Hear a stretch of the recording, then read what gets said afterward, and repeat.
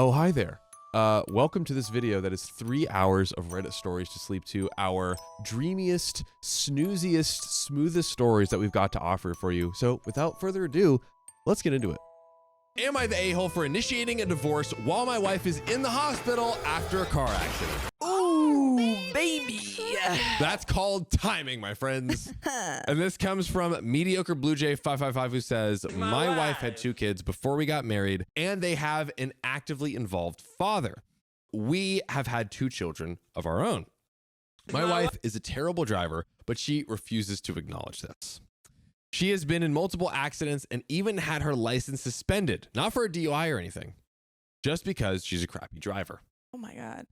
That's not great. Yeah.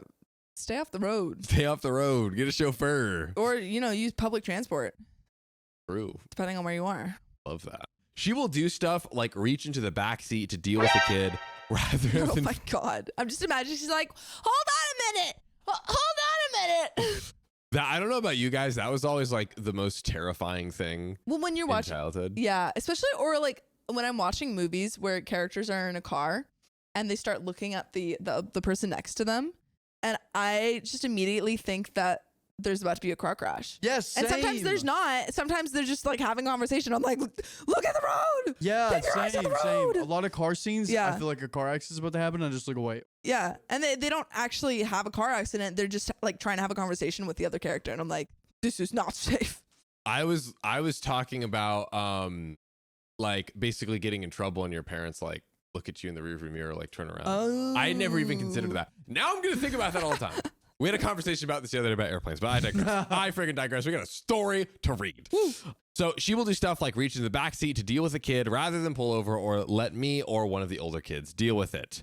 She got T-boned in August of last year because she took her foot off the brake at a red light to pick up my son's soother pacifier, yeah. I believe, that had fallen out. Thank you, Sophia.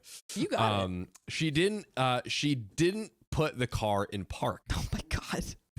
Thankfully, only she was injured. Oh my God. Only her was hurt. Thank God. She was. Oh, it was Lord. terrible for her, but it was Oh, great. Lord. Her or the kid? Which one would you pick? I mean, it was her fault. I mean, if you have to pick one, well, Presumably, I guess kids she's heal a little. fast. That's true. I was about to say, I was like, she could heal faster, but no. Yeah, no, like adults, but Yeah, but the still. adults, I guess. Yeah, the person at fault. I Yeah. mean, if anyone has to get hurt. If it's someone. Preferably no one. If it's gets a hurt. crazy hypothetical. So thankfully, only she was injured. All 4 kids were in the car. I've had it. I told her that she is welcome to endanger herself and her kids. Oh my God. Yoinks. But that if I am in the car or if our children are in the car, she will keep her eyes on the road and her hands on the steering wheel. Wait, hold up. How long have they been married? Because I feel like those kids should be his kids now. Yeah, like what's going on here? So my wife had 2 kids before we got married, and they have an actively involved father. We have 2 children. Oh, of our okay. own. So he probably doesn't have as close of a relationship with them. But still, I mean, like, Possibly not. just say you're welcome to endanger yourself, but don't endanger the kids. Yeah. I probably would have said it like that. Like I feel like just any children. Any children shouldn't be Period. endangered. Because that's typically what you say. You're like, listen, if you want to be crazy in a way that endangers Yeah. yourself, I can't stop you, but don't endanger other people. Yeah. At large, children, adult, anything like that. Anyone's children should not be endangered, preferably. She is finally at the point in her physical rehab, I believe, where she can drive again. I reminded her of what I said. I told her that I loved her. I said that her older kids were important to me. Not that important, I guess. Yeah. And that I loved them too. But I told her that if she ever decided to do some stupid crap while driving, our relationship would be over. And I would make it part of our divorce that she would not be allowed to drive my kids in the car. Someone said, I didn't see who it was, but someone said she should get a Tesla. And then I can drive her. That's true. We've seen how it's worked for Sam. Yeah. So he is still alive. He is For now. still alive. For now. Save our boy. Yeah. She started crying and said she didn't do it on purpose. I asked her how exactly she took her hands off the wheel, took off her seatbelt, and took her foot off the brake and turned around to pick up the pacifier by accident. She said that I'm treating her like an idiot. It's not treating you like an idiot. You just She said it, not me. Ew. I don't think I am. My children have to be safe. Look, Yeah. when it comes to the point where children are in danger, Yeah. people's feelings are kind of Irrelevant. oh yeah, there you go. Before you ask, I try and do as much of the driving as I possibly can. I have stopped drinking when we go out. I traded in my car that I loved for an SUV so there's room for all of us. I offered to pay for Uber so she didn't have to actually drive if I wasn't available, which is a fantastic solution if they have it available. Great. Yeah. She actually likes driving. Why? No. If you can have someone pay for your Uber, why? Why? It's like if she like loved cooking, but she also burnt the house down every time she. Yeah. She Like, just "Oh, I starts love a it." fire Yeah. that burns. There's the always a ceiling every time. fire. She's like, no, but I love it. I love it. Sophia, if you had a magical curse where you lit the ceiling on fire every time, would you give up cooking? See? Got him. Her ex and her parents are on my side. He also told her that if she ever thinks about endangering his kids, and he would either go for full custody Whoa. or ask that she be barred from driving with his kids in the car. Oh, the ex is on his side too. Because Because he's endangering his kids. exactly.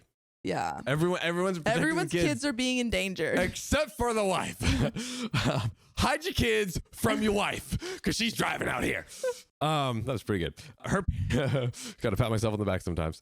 Her parents have threatened to stop helping her pay for her stupid high insurance premiums. Her car insurance premium is so Through high. the roof. Her parents have nice. Like through the roof, like of a car. Yeah. Yeah. This is just a saying. that her parents have to pay for it. This woman has like Yeah. 4 children.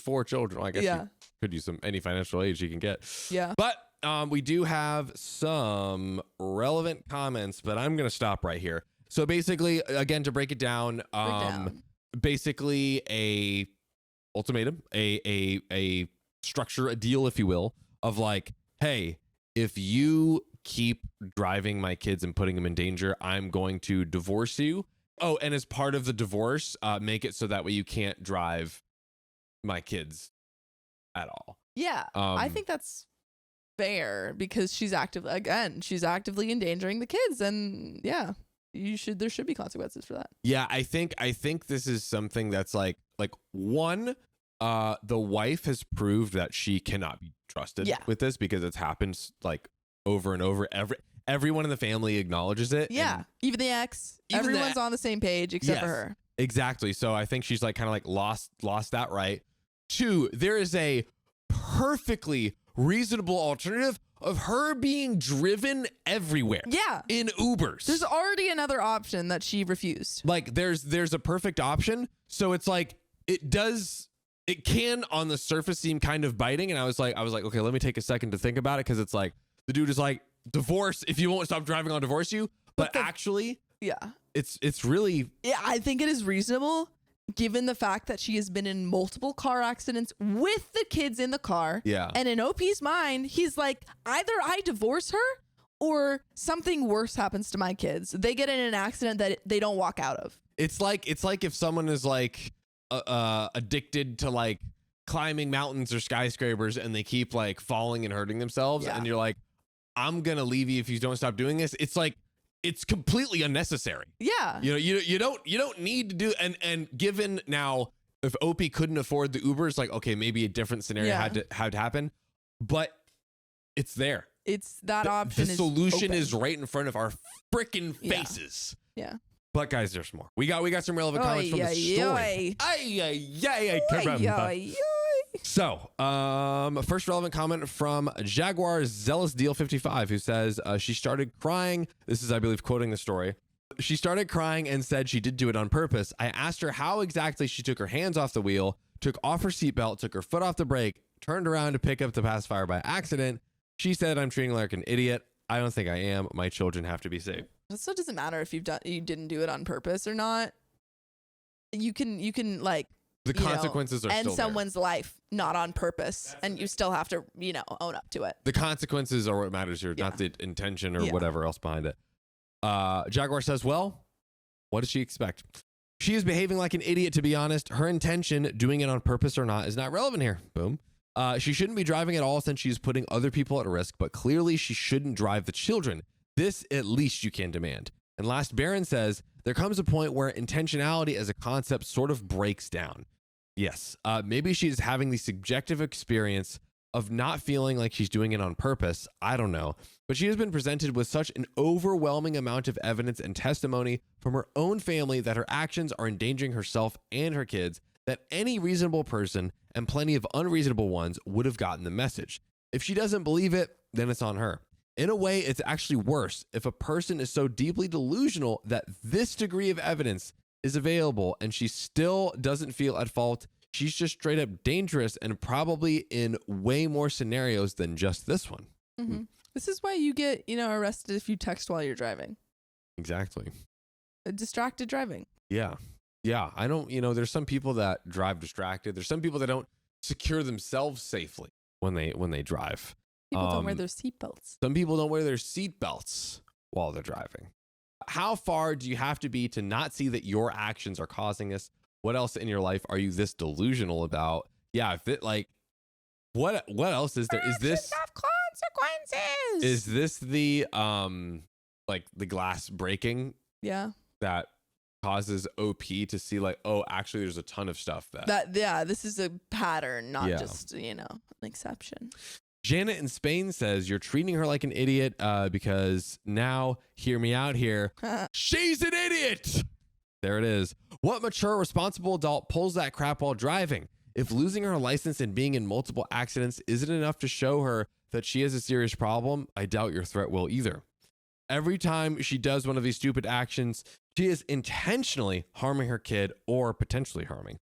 She could have fixed this long ago. She's just too lazy and in denial to do anything about it, which is crazy because the solution is the laziest thing ever. Have other people drive you.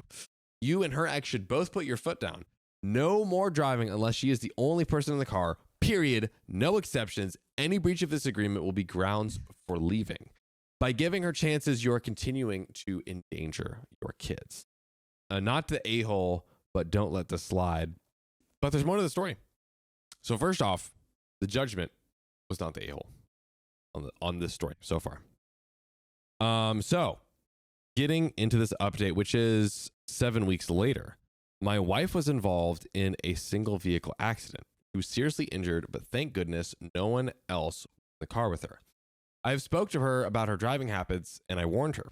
I went to see her in the hospital and then I went to a lawyer. Here we go. Wait, so this is... So she was in a car accident. And another she was seriously one. Injured. Another car accident. I thought he was talking about the first one or the... Where she was probably unbuckled. I am also going for full custody with only supervised visitation for her. I am sick to death of her driving habits and I will not wait for her to injure or one of our kids with her BS. Mm-hmm. I feel bad for doing this while she's in the hospital and facing charges, but I can't take any more chances on her. Starting at the initial, our initial decision based off the title, he really won me over. I was very against OP based off the title. And horrendous title. Yeah, I was like, wow, he sucks, but no. Contextually, you're fully on his side. Divorce your wife while she's in the hospital. Yeah.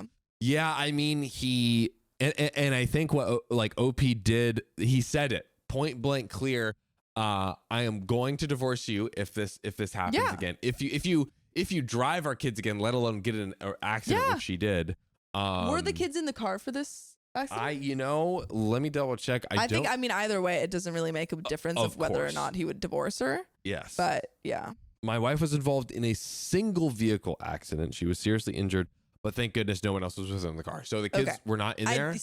Yeah. Still, it's like you're still being reckless. You're still getting in accidents. Thank God. Honestly, this is now legally she won't be able to. Legally, she will not be able to drive. Why would you be so fixated on this? I don't understand. As the wife, is there something going on with her? Yeah. Yeah. Is Like there some brain sort of wise? yeah? Is there some sort of mental fixation? Yeah. that Like, does she need to go to the doctor for this? like get Because- true medical Yeah. treatment to because Yeah. it is at the point where it's like you're literally throwing your life away, Yeah. your marriage to your husband, your children, Your life. your life for driving Yeah. when you could be chauffeured everywhere. Yeah. If I was cooking and every time I cooked, I horrendously burned myself, and my other option was someone would make me food every day For free? for free. Yeah. For you? Yeah. Yeah, because this is the option of the Uber. What about, okay, you don't get burned every time, but basically the flames go crazy. Like you're in a like near burn, near injury experience every time, but sometimes you get injured, sometimes you don't. Okay. Yeah. And my other option is someone pays for me to eat or like cooks for me every night. Or Easy. okay, if we're going by that, let's say you use the washing machine and your clothes isn't working, but whenever your friend does it, it works perfectly. Yep. Shouldn't someone do your laundry then? What a setup. Riley, I'm just saying, if we're going Did you by that break the logic, washing machine so, again? So, little story. Our washing machine's been broken every time I use it. Don't know why. No clue. It's literally every time Riley uses it. So, if we're going by that logic, someone should then do my laundry so it doesn't break. But no one's offered that. In this scenario, someone's offered to cook me. if anything, if we're following your logic, Yeah. it should be someone should just press the button to start it. Yeah. I've asked people to do that and they still won't do it. Well, because I don't trust your clothes. What do you mean my clothes? They've got like bad vibes, you know? Ouch. No, I really like my clothes. No, I think there's your nothing clothes are wrong great. with your Thank you. clothes, but the vibes of your clothes don't mesh with the I feel like saying the vibes of your Washing clothes are bad is equivalent to saying that your clothes are bad. No, Thank no, you. no, like the The vibes of your clothes are colorful. How do you No, feel that's about not that? what I mean. I'm saying that the vibes of your clothes don't mesh with the washing machine. Oh, my clothes in the washing machine have bad vibes? You Yes. just said that. You just said my The clothes have bad spiritual, vibes. the Okay, well, I meant- spiritual aura Yeah, of yes. the washing machine and the and clothes, your clothes don't match align. up. That's what I'm saying. So maybe someone should Okay, help is me this by important? putting them in there. It is so important. No, just kidding. Oh boy. Yes. So Yes, I heard a yes. Ooh. getting back to it, we're in agreement with OP doing this. Yeah. That's Is yeah. that the end of the story? We do have a few quick relevant comments. So let's close this Yep, bad and boy then we out. have someone that would like to give their piece of mind. Oh, let's go. Excited for that. So, comments. M Joker says, not the a-hole. I remember your last post to protect yourself and your kids. OP, I can't believe it happened this quickly. I'm glad none of the kids were with her.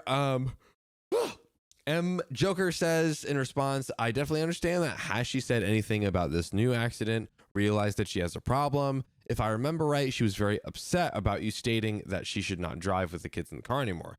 OP, she left some paperwork in the back seat, so she parked. Then she went to grab it. Unfortunately, she left the car in gear and stepped on the gas and drove into a canal by the mall. I'm just done. Wow. Stuffer Knee says, so even after she caused the accident last time, reaching for the pacifier, she still managed to do nearly the same maneuver, reaching in the back seat for something without ensuring the car was properly parked and causing another accident. She's a lost cause. They need to permanently take away her license, which I totally agree with, by the way. Yeah. She's a danger to herself and every single person on the road, pedestrian or driver.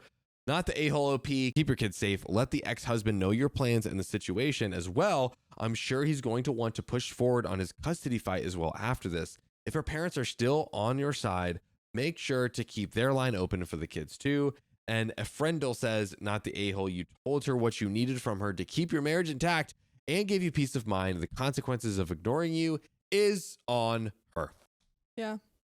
Yes, I agree. Agreed. I think I'm feeling the same, but you know who Agreed. might not be feeling the same is this caller, Whoa. this spam community member. Do we know who we're talking with? Yes. Yes. Love Bubbles. Love Bubbles. Let's freaking go. Hello, Love Bubbles. Love Bubbles. No. Hey. Hey, what's good? Okay, so. It's so weird because the video's lagging, so I can't even see that you're calling it. Oh, no. Okay, but you can hear us. Everything's good? Yes, I can hear you. Great. Everything's Oh, good. and if you're watching the YouTube lags. I would probably actually shut that off. It might get complexing to the brain. So, talking about the story, OP made the ultimatum and followed through with the promise of, hey, if you get into a wreck, I will divorce you. Do you agree with that? I definitely agree with that. Like at some points, it's like sometimes you're just real tired and it's just that kind of day. But at that point to do it over and over and over again, like she's just not connecting. Like, hey, this is a moving vehicle. Stop. Yeah. And like, let's take like a less serious scenario. Let's say you have a partner and they are doing something maybe less severe, like endangering the lives of your children, but still like, you know, annoying, frustrating, something you don't want them to do. What do you think is like a good approach to go to your partner and say like, hey, I want you to stop doing this? Do you like do almost like a light ultimatum where if like, hey, if you keep doing this, then, you know, we'll break it off? Or like, what do you think is a good approach generally for like approaching a partner with something like this? Definitely OP did the good thing about talking to them about it first. Yeah. I mean, they had to talk to them multiple times, but definitely communication is top. It's key. Ultimatums are hard, but at that point, OP really had to do one. Like, it wasn't even just her life at risk. It was consistently happening for some reason with kids in the car. Yeah. And it was 100%. just weird to see that. I mean, I'm a child who just happened to be in like 97% of my mom's car accidents, somehow surviving. I don't know if that was the universe saying, hey, we like you, or dang, we missed. Well, hopefully, The first one. yeah, definitely the first one. I was also about to say, hopefully this story was not with you involved.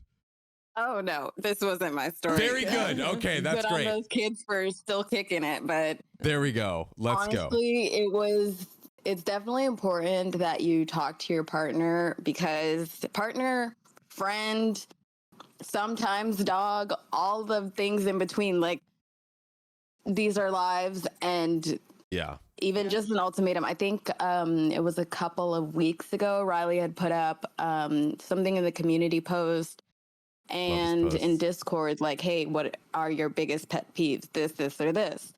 And it's just like, pet peeves get really, really frustrating to the point that it's just like, all right, stop or I'm gonna leave.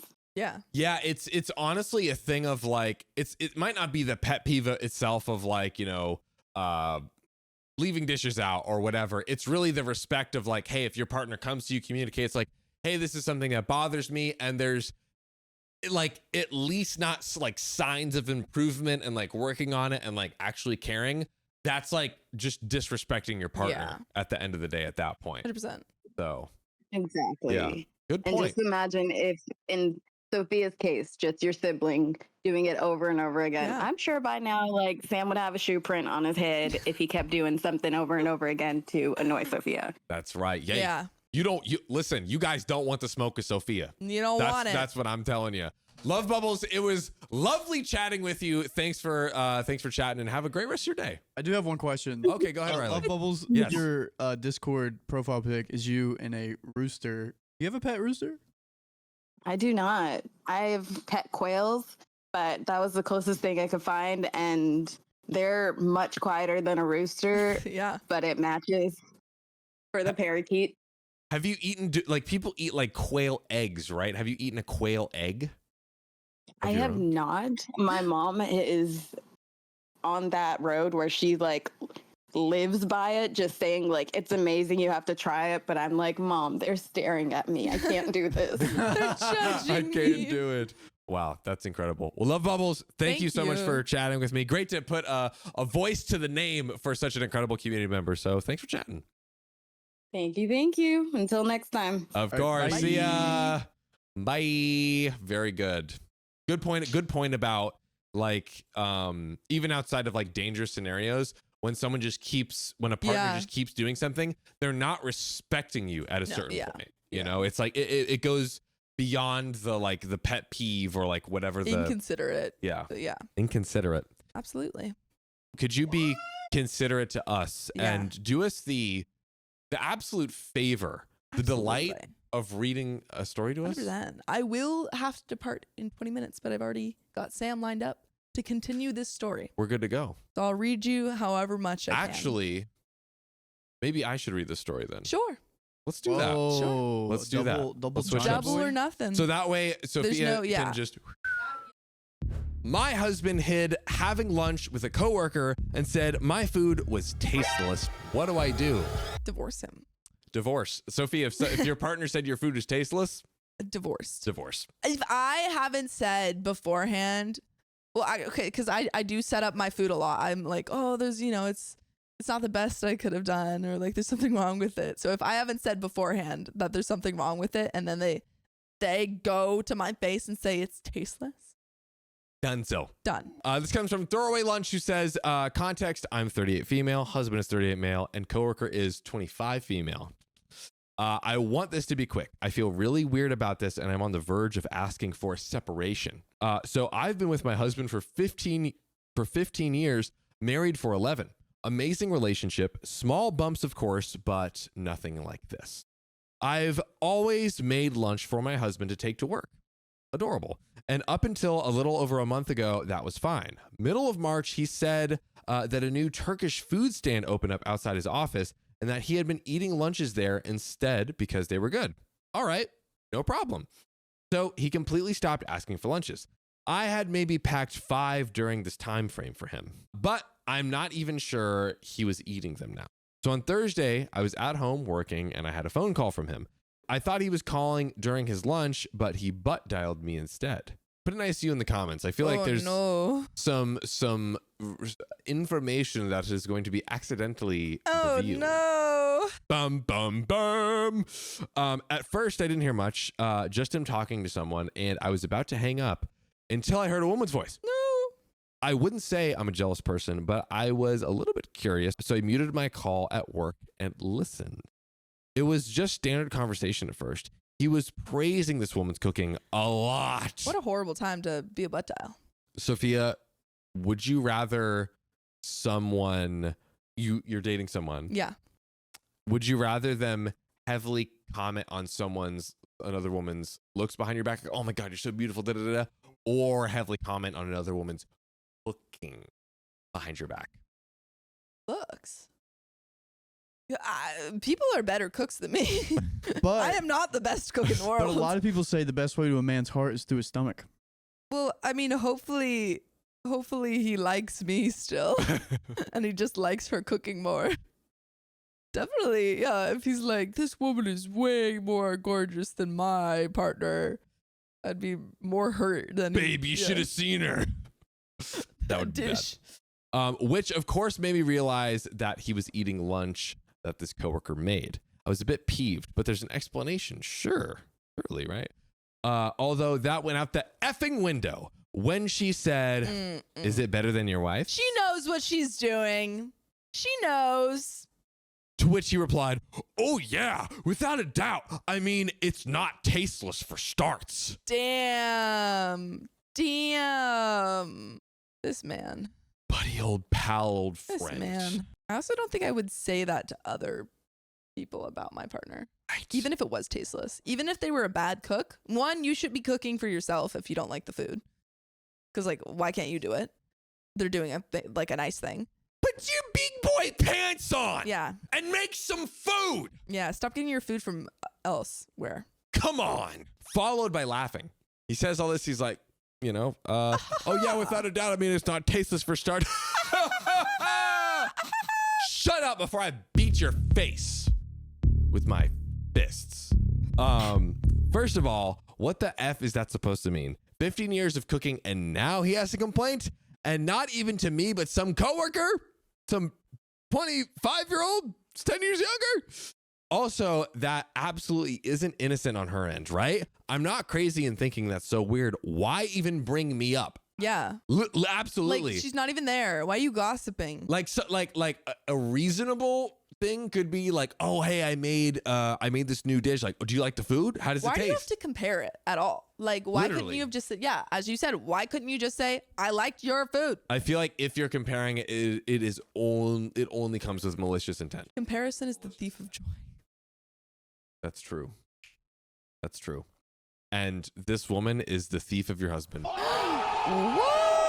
Boom. Heck yeah. Anyways, I raised hell. End of the call. Send him a message not to worry about my tasteless cooking anymore. And that he can eat from the bin from now on. Ooh. Take that, sucker. Yeah. That's right. Yeah. Just hit. Anyways, he has apologized and said that he loves my food.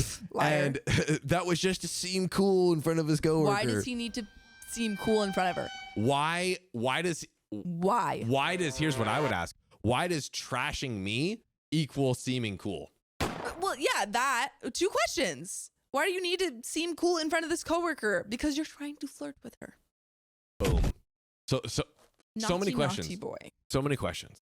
Stinky man. Stinky. I asked why he lied about where he was getting his lunch from, and he said that he initially did get it from that stand, but the coworker started offering, and he didn't want to tell me because he thought I would get jealous.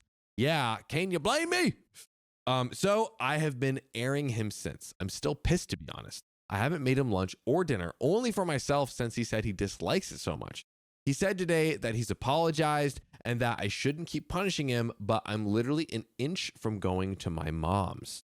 I have a suitcase with my clothes packed under our bed, ready, quick.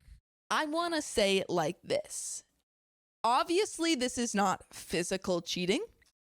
However, this coworker is taking time out of her day to, for free, cook for OP's husband or boyfriend? Husband. Of married 11 years, been together for 15. Time, effort, and focus, like sole focus on OP's husband, which presumably she's not doing this for anyone else in the office. Mm-hmm.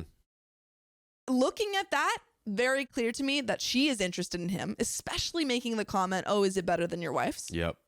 And so if I were a person in a relationship and someone was doing this to me, I would feel very uncomfortable. Super uncomfortable. And try to distance myself from that person because they're obviously trying to make a move on, I'd be me in this gone and I'd situation. tell my partner. I would so tell my partner. Yeah. He's saying, oh, well, I thought you would be jealous. Absolutely. And she has a right to be. Yes. Because you are like obviously it's not cheating, but it is being disloyal in a way. But here's the question. Do you leave? I don't fault OP for leaving. I think there's a world where they could talk it out, but it is a large show of disrespect. Yeah. I don't know. Would you?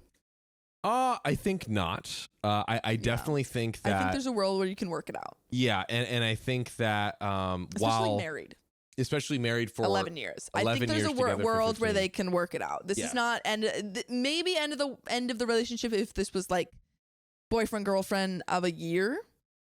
I think 11 years married does slightly change the circumstances. You know, as your brother says in his golden rules. Yeah. His what is it? His prediction tool. Yeah. His prediction predictive tool. The longer you're married, yeah, the more likely to work out because you have, more history together and all of that jazz. So indeed. Yes. I think I wouldn't leave. I wouldn't falter. I just think that with the marriage thing, I think first therapy. Yes. Yeah.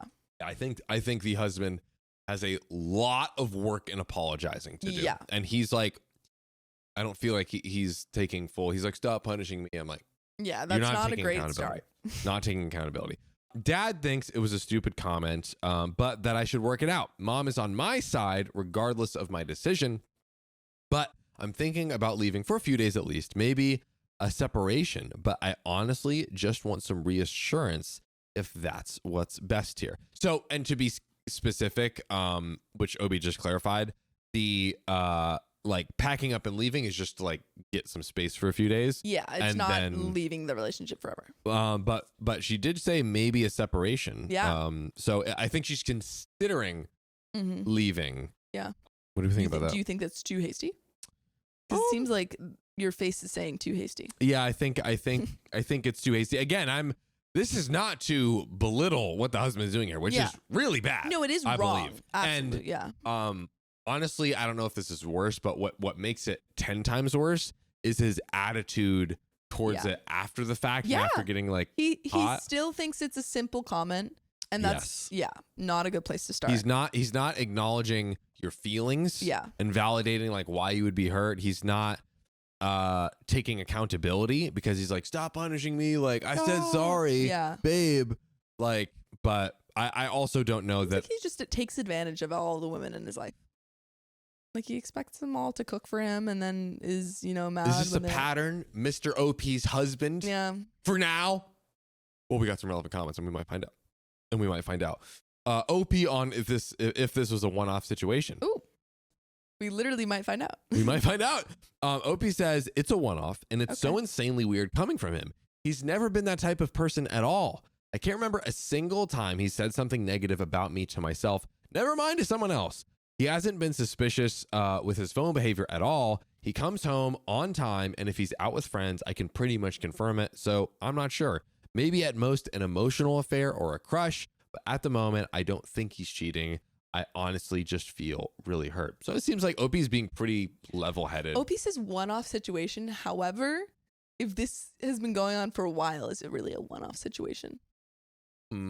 Good point. Red Yeah. flag on the frickin' play right there because Trisha D says this was not the only time he insulted her. This was just the only time he got caught. yeah, She like just so happened to be butt dialed. and he said he started.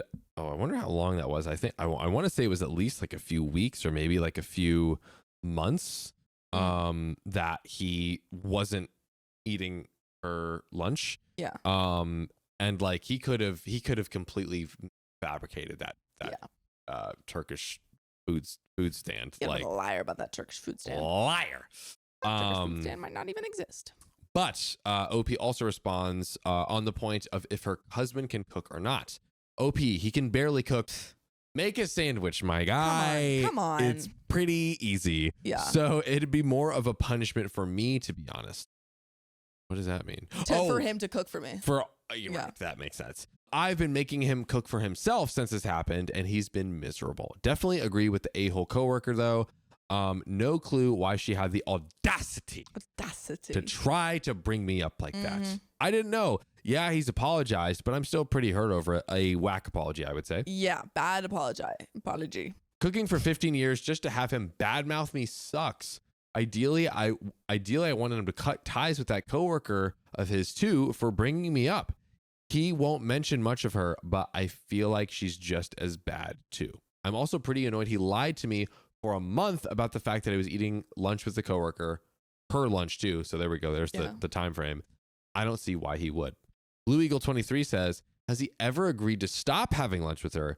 Even if she is not hoping to get with him, she is certainly not a supporter of your relationship. Opie said, he said that he'll stop having lunch with her and apparently has done since that happened, although I have no way of proving this. The Taco Life says, if he's not cheating on you with his much younger coworker, he wants to / is trying to. Man, my vajayjay would dry up and blow away in a puff of dust over such classic creepy older dude behavior. That's not true. That's right. From wop to womp womp womp. You're not overreacting, you're underreacting. Oh, that's good. Thank You're you. welcome. I'm on a roll this episode. Opie said, I absolutely feel like I'm drying up already. It's like everything I found attractive in him has gone. He's just so plain to me now. This is massive ick. Yeah. And I hate the usage. I hate like the term ick in terms of like people are like, oh, he folds his socks this way. Ick. Yeah. Or he drinks from a straw. Ick. Oh, that's stupid. Exactly. I feel like, and you know, it's jokes. Like Yeah, most of those are like people making jokes. This, but like this is an ick. this is an actual ick. Yeah. An actual No, ick. seeing someone behave badly. Ick. like just like badmouth you to someone, like it. I don't know. It really does make you question the relationship. Yeah, like if someone's like rude to a waiter, ick. Very true. Issa username 29 says, yeah, honestly, I'd probably leave for at least a couple of days too. Overhearing something like that would piss me off. Has he been weird with his phone or any other communication devices? OP says, absolutely nothing. No change of behavior either. He hasn't been cagey or weird. He lets me use his phone whenever. Before all of this had happened, he's been completely normal. So we do have a update coming up here. But I believe it is time for the changing of the guard. Wow. It's I over. must leave you. Bye, so say everyone say bye, Sophia. Bye. Okay, bye. Adios, amiga. Okay. But you know who we have? The one, the only, the golden man himself. The Midas touch of rules. Samuel Bennett. Hello. All right. As you may now know me, I am Sophia with a shaved head. That's true. A tight haircut. Looking great, by the way. Thanks. Your hair game has been very good as of recent. Was it really that bad? No, but Was it's my much mom better. right that my hair looked like a No, they dead were grouse? hating too hard, but it is much better. But it is better. Honestly, the one that you had yesterday was not a fan of. But Really? Right now, I do. completely The one disagree. where it was like, all slicked back.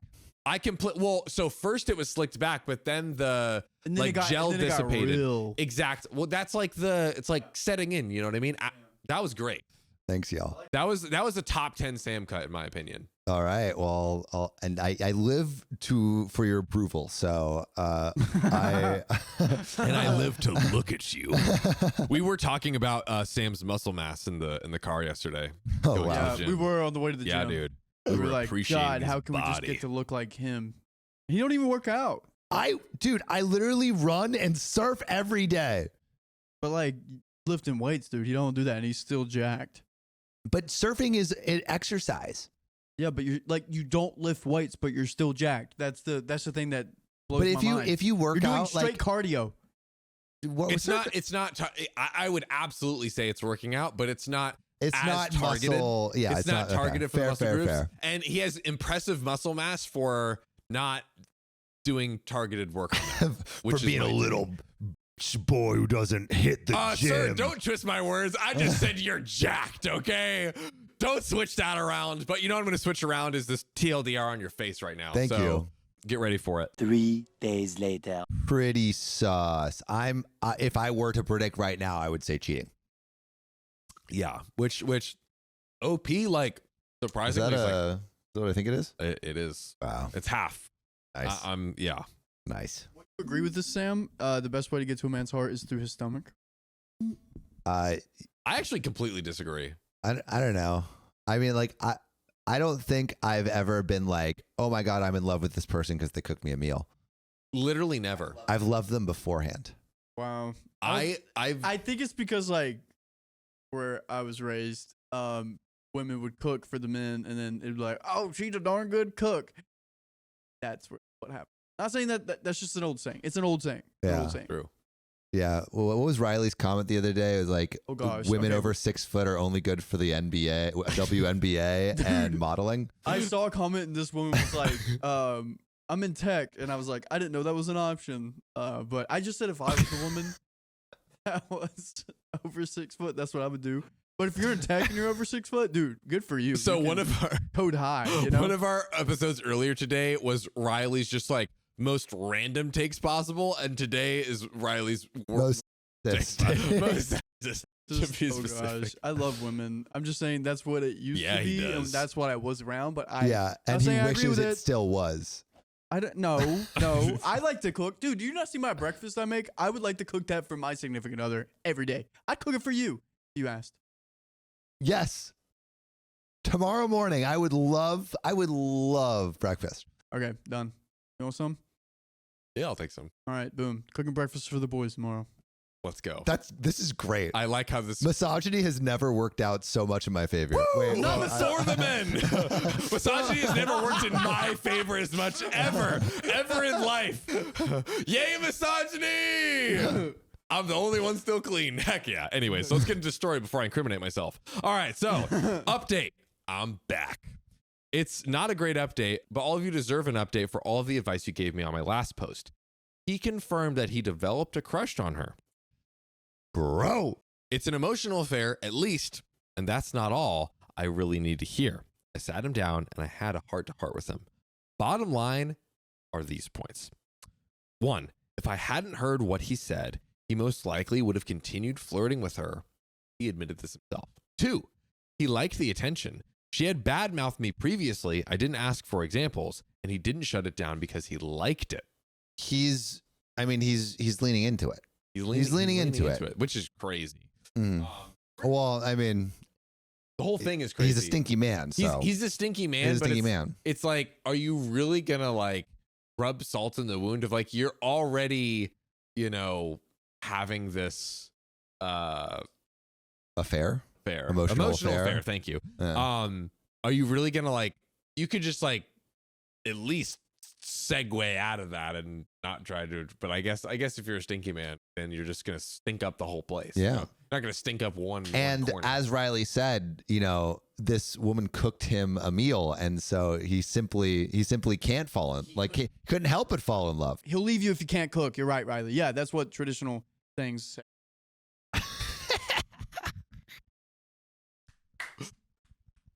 Riley's treading water, y'all. I think, you know what? Yeah, I actually think a way to a man's heart is through pegging. Whoa. Now that I can get behind. But I'm on fire this episode. Dude, this has been the most zingers per capita on any episode ever for me. So I'm going to keep the good times rolling. Per capita. Let's get to point number 3. She has been actively pursuing him for over 3 months now. He hadn't put a stop into it until I caught him. And finally, last point, the Saturday before last, she offered to give him a BJ during their lunch together. Dude. And I'm not... Peanut butter and jelly? I'm not talking the warehouse, ladies and gentlemen. Or the steakhouse. He declined, but he told me that he let her feel his muscles over his clothes. Dang, dude. I can't believe he thinks he's a muscle. Riley says, is it not? Is it not? Oh my goodness gracious. The only reason he said all of this effing crap was because I was all sweet and I said, I promise, tell me the full truth and we can move on. I'll forgive you. I just want to know. Right. F that. The old bait and switch. Gotcha, sucker. Not Jesse today. says Sophia's been gone for 10 minutes and we're already on pegging. Yeah. Boys stream. Anyways, he is packing his bags. This is my house. And it will be treated as such. I really don't care anymore. If he's seriously deluded himself into thinking this is going to last, he can crack on. Get out of here. Wait, is OP from a different country? Crack on? Probably. Crack on feels like British. That feels British feels to me. not American. I am genuinely so angry more than anything. I did everything for him. I make double what he does, so I paid all the bills while he used his money for fun stuff. When we met, he had crippling CPTSD and body dysmorphia. I did effing everything to help him get over it. I dealt with his night terrors every bloody night, despite it ruining my sleep. Every night? That's insane. That's too much. That's a lot. We had a story where someone had night terrors and they had their partner ultimately like Leave? address that. Oh, address and it. get it fixed. Yes. Address it by divorcing. No. Oh. I reassured him constantly despite not getting it back. All of it without a bloody complaint. You love someone so much just for them to throw you away so easily. He cried, had a panic attack that I had to calm him down from, and now he is taking his time packing. He keeps stopping to come into the living room to ask for a hug. I can't even express how disgusted I feel. Like I physically can't look at him anymore. Oh. There was no need. If he was unhappy, he should have told me. I don't know why the heck he even felt the need to get some validation from this girl, but sure, whatever. He kept saying he doesn't know why he did it, but of course he knows. He's just too much a coward to tell me. What is it? He's not in love with her anymore? Oh, that's a good question. Yeah, I guess I don't like what. Of course he knows what. What is the thing he knows? I think maybe she's hinting at that he's like looking elsewhere. He's, you know, maybe getting bored of her either like sexually or that and he more. was too much of a coward to say like those things, and so he took the easy way out by just cheating. I want a new piece of egg. Yeah. Something I heard this quote, I read this quote actually the other day, and it was all other values stem from courage. And it's like to exercise any value to a degree that you need courage to start. And like, if he's going to be honest, you have to have courage. Courage requires honesty, and he doesn't have any courage. That's true. He did admit to getting offered to BJ though. That takes courage. My man's got cojones, and they're still full. But it's a little too late. You know, you got to be courageous before she says, "Oh, everything." Like, actually, that's not courage, because she said, "Oh, don't worry, everything will be all right." It doesn't take courage. There's no risk there. She's like, "Here's the get out of jail free card. Yeah. Go." That's totally right.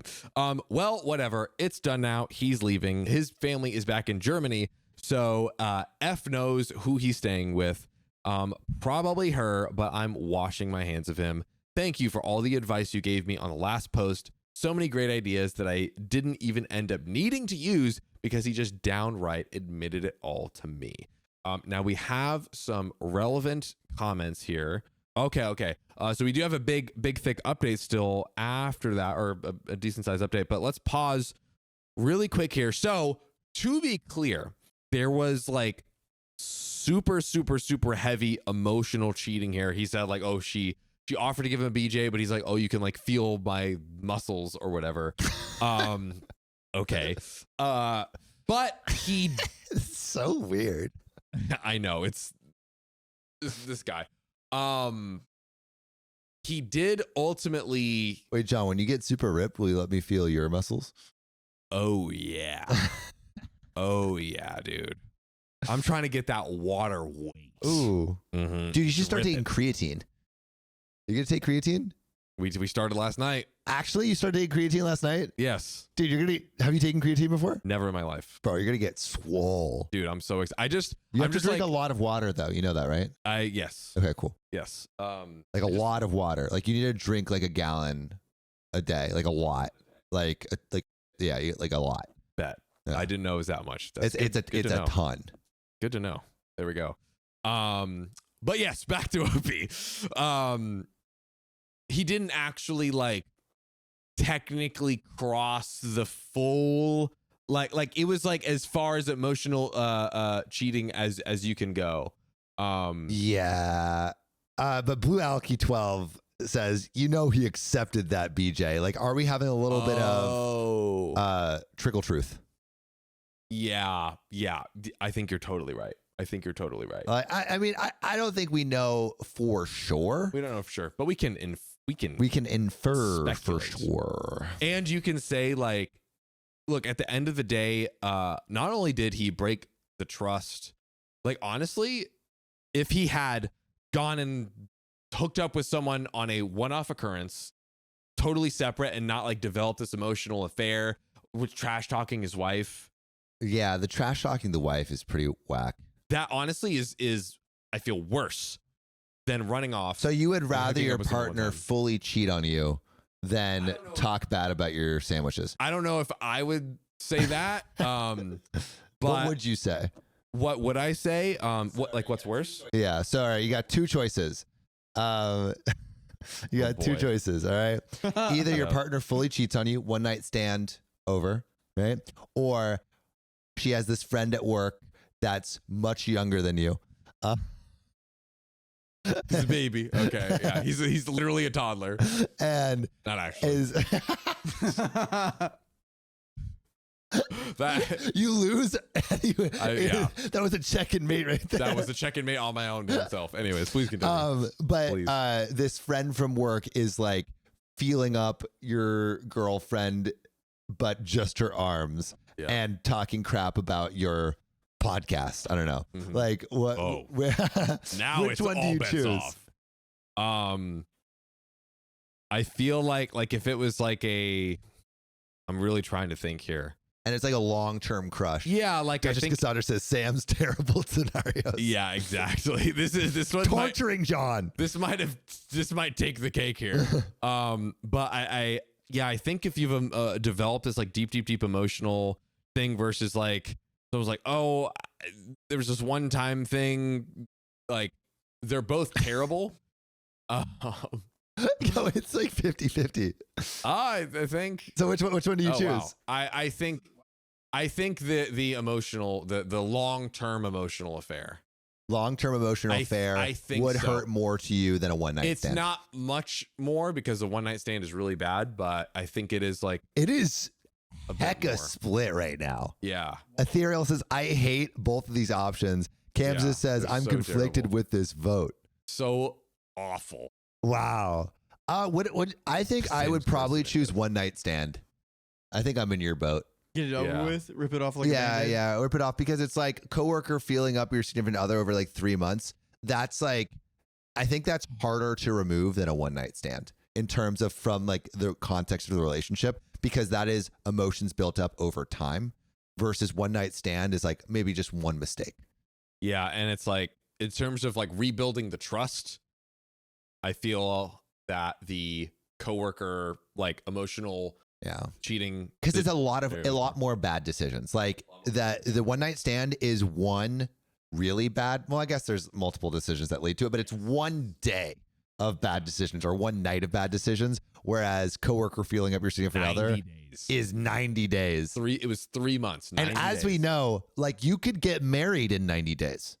You can get married in less. You could go to Vegas right now without two of your other co-hosts and get married. That is true. Dang. Oh. We're not going to see the Dang. end of it, Riley. No, we're not. How does it feel, boys? Feels great. Sophia was ragging on Riley earlier because he wanted to go on a solo camping trip. Oh my gosh, not another one. Do I you guys thought- want to? Do you guys want to go camping with me? And I think it's My totally girlfriend? fine to go Yeah. camping solo. I was gonna go with my girlfriend. Or you Oh. go with your Yeah, girlfriend. totally. Yeah. Okay, I don't What- force John to invite me to every movie night that he and Naima go to, that's nice. but I should. You should. You actually do have to come. You both need to come see our new team. Yeah, It's I as have. big as I our have wall. not. I have not, and I would And our like new to. couch. Wait, have you not seen the new sectional, Sam? No, Dude. What? yeah, I haven't been Bro. over. Is that even your co-host, John? Yes, it is my co-host. They're both pretty new. But anyways, Wow, Is that the end of we're that story? No, we have a long update. we have a long update, so let's freaking get into it. Another update. Yeah, there is. So I can post another update on the relationship sub. I didn't know if people would see it. I just made an edit on myself to another post. Some crap went down, but I'm okay. Yesterday night, my soon-to-be ex contacted me. A lot of people told me to delete my recent update made of the post. It honestly slipped my mind that he could be reading it too.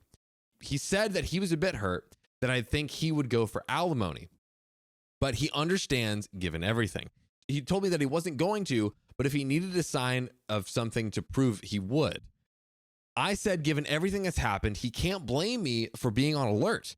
He said that he's quit his job and that he's thinking about returning to Germany to be with his family there. Additionally, he says he's cut contact with that coworker. Okay, so he's quit the job, meaning like he's like fully severed ties. He's not even working at the company where that. Yeah, he's very much trying to make things right by completely cutting off contact. Also, could you imagine he like quits his job, can't get another job, and he's still on his own? Yeah, get effed. He apologized again and wished me the best. Right. And that would have been just fine by itself. But I woke up at about 2:15 a.m. last night needing a wee, and I saw my Ring doorbell going off. I have footage of him just standing outside of my house talking to himself. Wait, so they broke up. They've broken up. They've broken up, and he still, to prove to her something, he's like, I'm going to quit the job. Yes. Calls her, tells her that, and wishes her the best. So it's like, actually, not a terrible scenario in that specific instance of he's calling her to tell her like, hey, I quit the job. I'm totally cutting ties and I wish you the best. Yeah. Honestly, that is a stand-up move. Yeah. However, literally he got there at 1 a.m.-ish, knocked and sat down on my front steps and just started talking. I slept through it and only woke up because I needed to go to the bathroom. I literally sat in my closet for ages just watching the camera, not knowing what to do until he left at 3 a.m.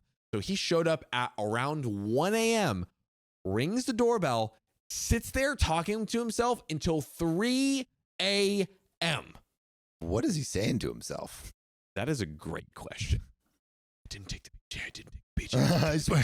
Oh, dude, that's. I hope he's okay. Like, it seems like he's having a mental break. Yeah, this is bad.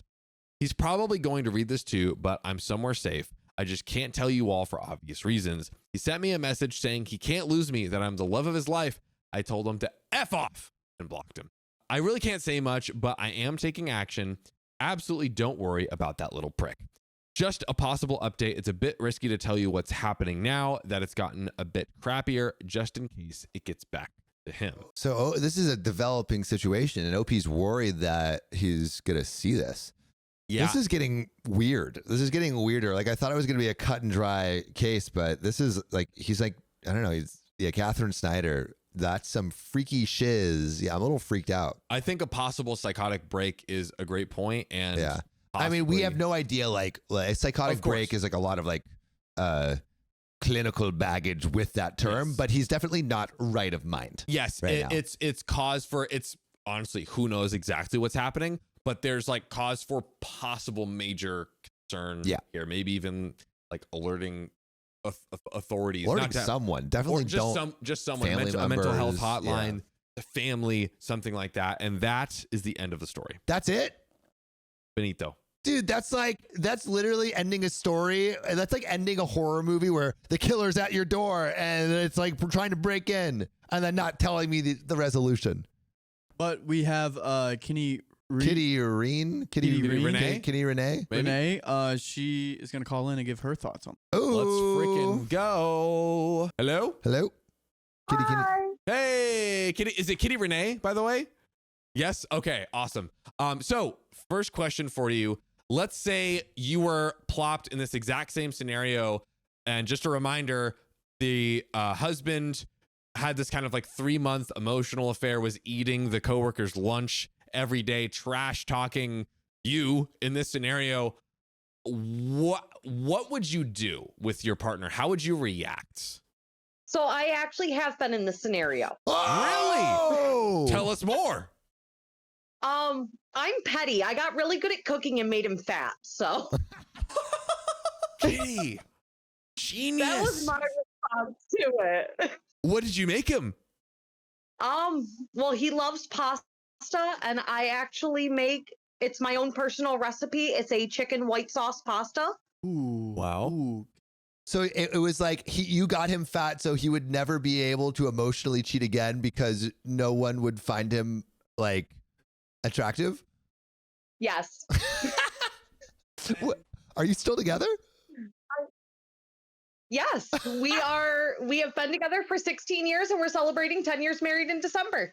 Wow. Congrats. Okay, so actually that's actually very interesting because this went in, I feel like, the complete opposite path. Did he end up being like more apologetic and like understanding of what he did wrong? Yeah. Like, how did you get through it? Yeah.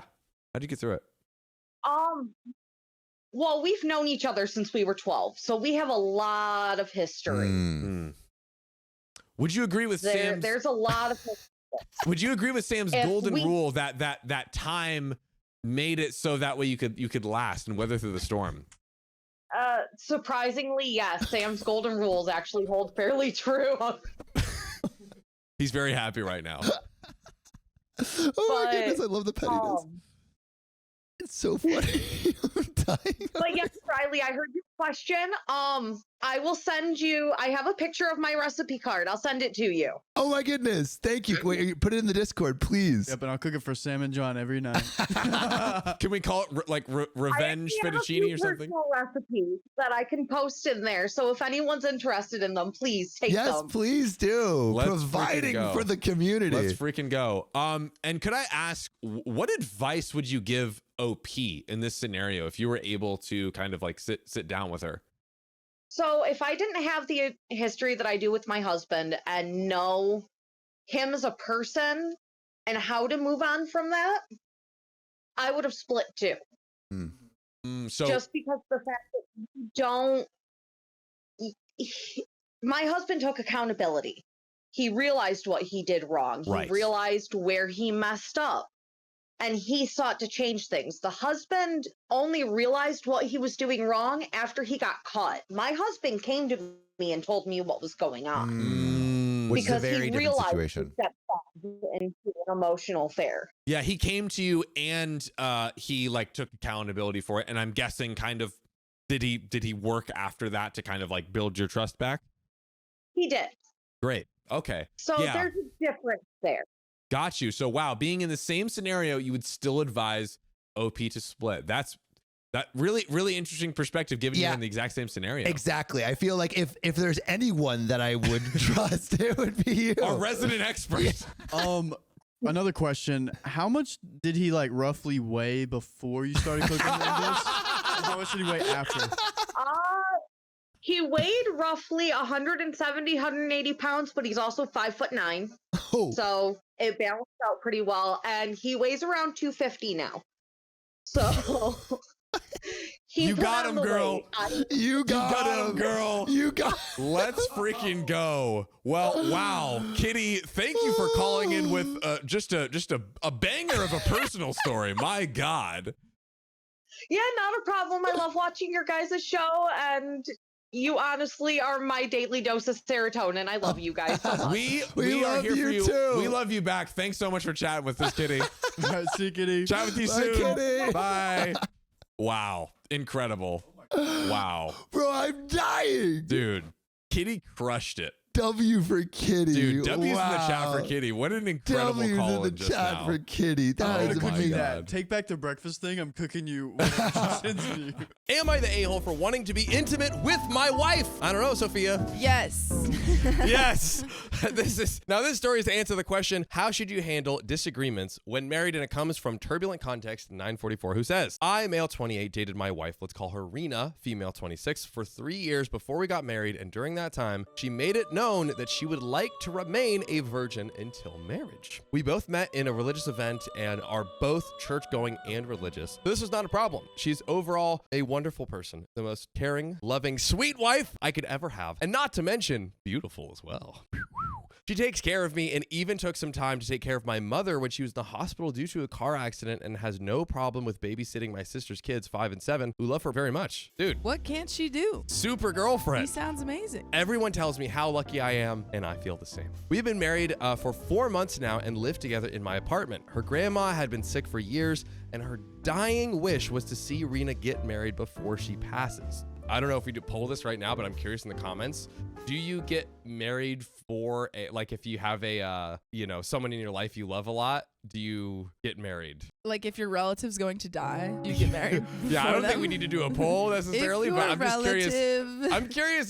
This is Custance. I'm very curious. Yeah, is going to die. Do you marry? Do you marry? Yeah, yes or no. I'm curious. Someone you really love, someone that not just like anybody, you know what I mean? But anyways, I'm Not curious. just any old grandma on the Not street. just any She's old grandma. yours. A super grandma. Okay, I'm curious what you have to say. So, Rena is the only girl among 8 cousins, so she was very special and close to her grandparents. Knowing this, I proposed to her as her whole family and mine have basically become one, and it was a no-brainer at that point. We got married in the courthouse within a week after knowing the prognosis. We went straight to the hospital and had a small party there with her since she had a private room and the hotel staff allowed it. Sadly, she passed about 17. Wow. Kind of beautiful though, that they were able to, Yeah. Have the as wedding long as with everyone's her. on board. Yeah. Which he was the one that did it. So he was definitely on board. It's kind of beautiful. But later that night, Sophia, after getting to the hotel from the wedding, she tells me she thinks we should wait until we marry in a church because she considers this marriage legal but not anointed by God. And it's not right. It's not right. We cuddle, kiss, but then when it gets heated, she stops me midway and tells me the time will come and we will enjoy it. Our families are planning a big church wedding for us in April when we will be fully yoked. But I don't know how I could wait that long. I guess fully yoked is like fully married. There you go. It is terribly uncomfortable cuddling in bed with her and wanting to make sweet, sweet love with her, knowing I can't. She moved in with me in my 1-bedroom apartment a month after our marriage, so it's been 3 months now of cohabiting temporarily before we move into a bigger place. I feel in every way we are a married couple, not newlyweds, but more like an old couple because of a lacking in the intimacy department. We do groceries together, clean, cook, take care of each other, except that part. She says she believes our first time will be special since we will have it during our honeymoon in Spain right after the wedding. We have both been a big fan of Spain. Anyway, the other night we were watching a movie and started kissing that gradually ended up getting more and more heated. She stops me after some time and we had an argument because yes, I know I was in the wrong and didn't control myself. I guess I should have asked what marriage and spicy sleep really meant to her before proposing instead of assuming, but I also think I'm being deprived of something important in a relationship. She didn't speak to me for 2 days, and just a while ago, we had an honest conversation and have decided that we should just move back to our parents until our actual church wedding in April. We originally thought living together since we were legally married would be a good start at knowing each other, but I guess this is for the best. I still have this nagging feeling in my head. So, am I the a-hole for wanting intimacy for my wife? Also, I never once forced myself on her. Everything we do is consensual, and I always stop as soon as she says no because I respect her. I guess I'm just frustrated most of all, and I want to know if I'm an a-hole for feeling this way. Sophia, Yes. we have edits. We You have got it all. we have comments. Oh my God. We have updates. Oh my God. But you know what we have to do first? What? We have to talk about Let's it. talk, because We I have gotta to think. break it I got down. thoughts and feelings. So, interesting situation that OP is in. My initial thoughts are because someone said that they get both POVs, and I think I'm on that kind of train right now. Yes. Because on one hand, you have the wife who obviously we're looking at it, we're like, oh, well, she said she wanted to wait until marriage. But also, if this is part of her religion of like wanting to wait until marriage, it makes sense that she wants that in a church because it's part of her religion. So like I understand that part, but then I also understand his part a little bit because I think that a lot of people who do wait for marriage don't tend to live together before that. Yes. This is a very like different scenario for this type of situation, like a very religious, like religious celibacy and abstinence before marriage. Type deal. I agree with you. I think I kind of see both sides where there was one point that he mentioned right before he finished this part where he said, you know, maybe I should have communicated more on what that meant. And I think ideally both of them should have like tried to come to the table because like OP knowing that he's in his mind, he's like, oh, I'm excited for this to finally happen. And he's thinking that the legal marriage was it. Yeah. Right. And she should have been like, actually, this is what I'm thinking is a marriage in my mind. Yes. So like the ideal scenario is kind of what he said where, hey, we talk about this before I do the proposal. So that way we kind of know before he does the big proposal and they see grandma and everything, they know both of them what they're getting into and they can either agree or maybe disagree or maybe at that point it's like, hey, do we move up the church wedding to a little bit sooner? To a little bit sooner, and maybe like you do the church wedding there, like you rush the church wedding and then you go to grandma's for the reception, kind of like they did from courthouse to their grandma in the hospital. So I feel like I see both sides. I don't think, are they both the a-hole and not the a-hole at the same time for not communicating? I'm trying to think. I think that they're not necessarily. I think they're. To me, I don't think there are any a-holes, but they need to communicate. Yeah, they just need to communicate. I think there's a problem, and it's communication. 100%. What a fitting thing for a Lenka la chat to say.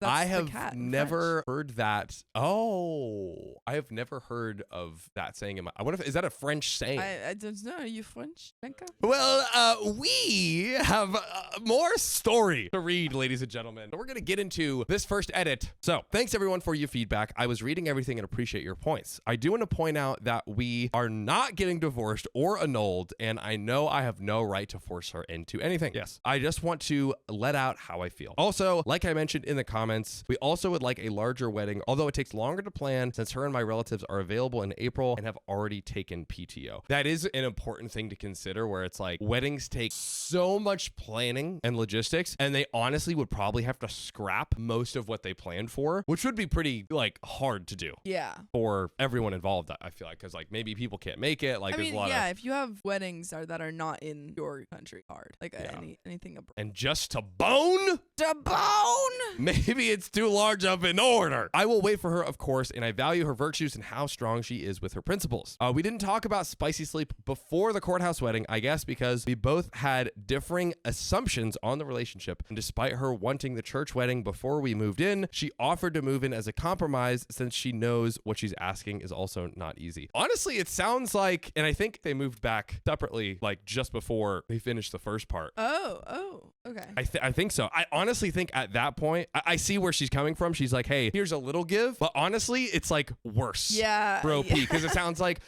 OP was like totally on board. Like they were living separately. They had the relationship. It was like kind of like working well. But now he's like, yo, I'm right here. And Yeah, I feel like this she isn't working. put the pressure on her, not in like a she's in the wrong or anything, but I think Yeah, she put yeah. a little bit of pressure on herself because Yes. they were technically legally married. Yes. And then she was like, oh, well, we should move in together. That will tide you over. well-intentioned, Yeah, but not- had yeah. unintended consequences. exactly. And I don't think another small gathering is necessary because at this point, it will be all just for show and take away the uniqueness of the church wedding and the feelings involved if we had too many wedding-related events. I want her to feel special on that day because she is, and to feel like how a bride does on that one special day. Legally, though, she has started using my surname because she acknowledges we are married, but that our church wedding will wed us in all ways. We had the courthouse wedding, but didn't invite our minister because, as I mentioned, we wanted the church wedding to be on our big special day only. What I meant by controlling myself is my frustration, not necessarily my desires to take it further. Also, her parents have never told us we had to wait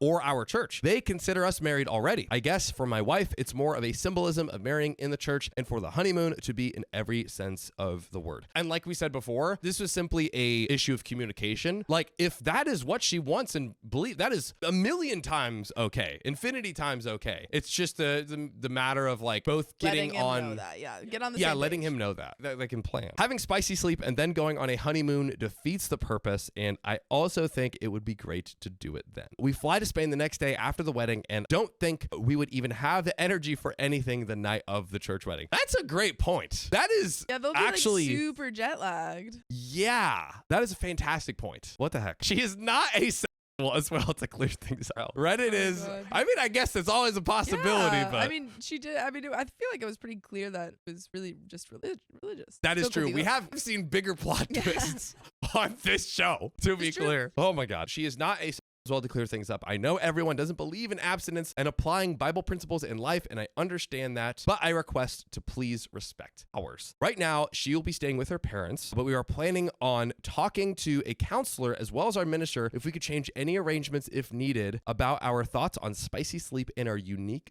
circumstance. Thanks. That is another good thing, I think, in addition to now having, it seems like now we're talking about it. Now they're living separately. So I think that will, help OP kind of get back to a place where he was before, where it wasn't like such a temptation. And now they're getting some counseling, handling it pretty well. Yeah. What do you think? I know. I think they're on the right track. I feel like Yeah. they talked about the issue and then they're making the moves to figure it out. Sophia, why do I feel like I feel a plot twist divorce coming up? Why do I feel that? I don't know. I think you feel that because you've been burned so many times. Yeah, nothing so often in these stories, it doesn't work out. And this You're is just going waiting too for the well. other shoe to drop. It is going too well at Yeah. this point, Sophia. I feel like Riley would get on board. Oh, okay. Also, to address the elephant Yeah. that's not in the room, a lot of you were commenting before, oh, hey, Riley's getting back. Sophia's Oh, gonna hey, have I a wonder. break. How's vacation? No, Riley isn't here. Why isn't he here? He's not here because he booked a very late flight with a certain paper towel tube airplane, Spirited Airline. a certain cardboard with box with wings that was not able to, that literally completely canceled and was already a red eye. So he's going to be back hopefully tonight. He did text an update that I did not read, but I will think read he said later. He was coming around 6. He said that today. So fingers crossed,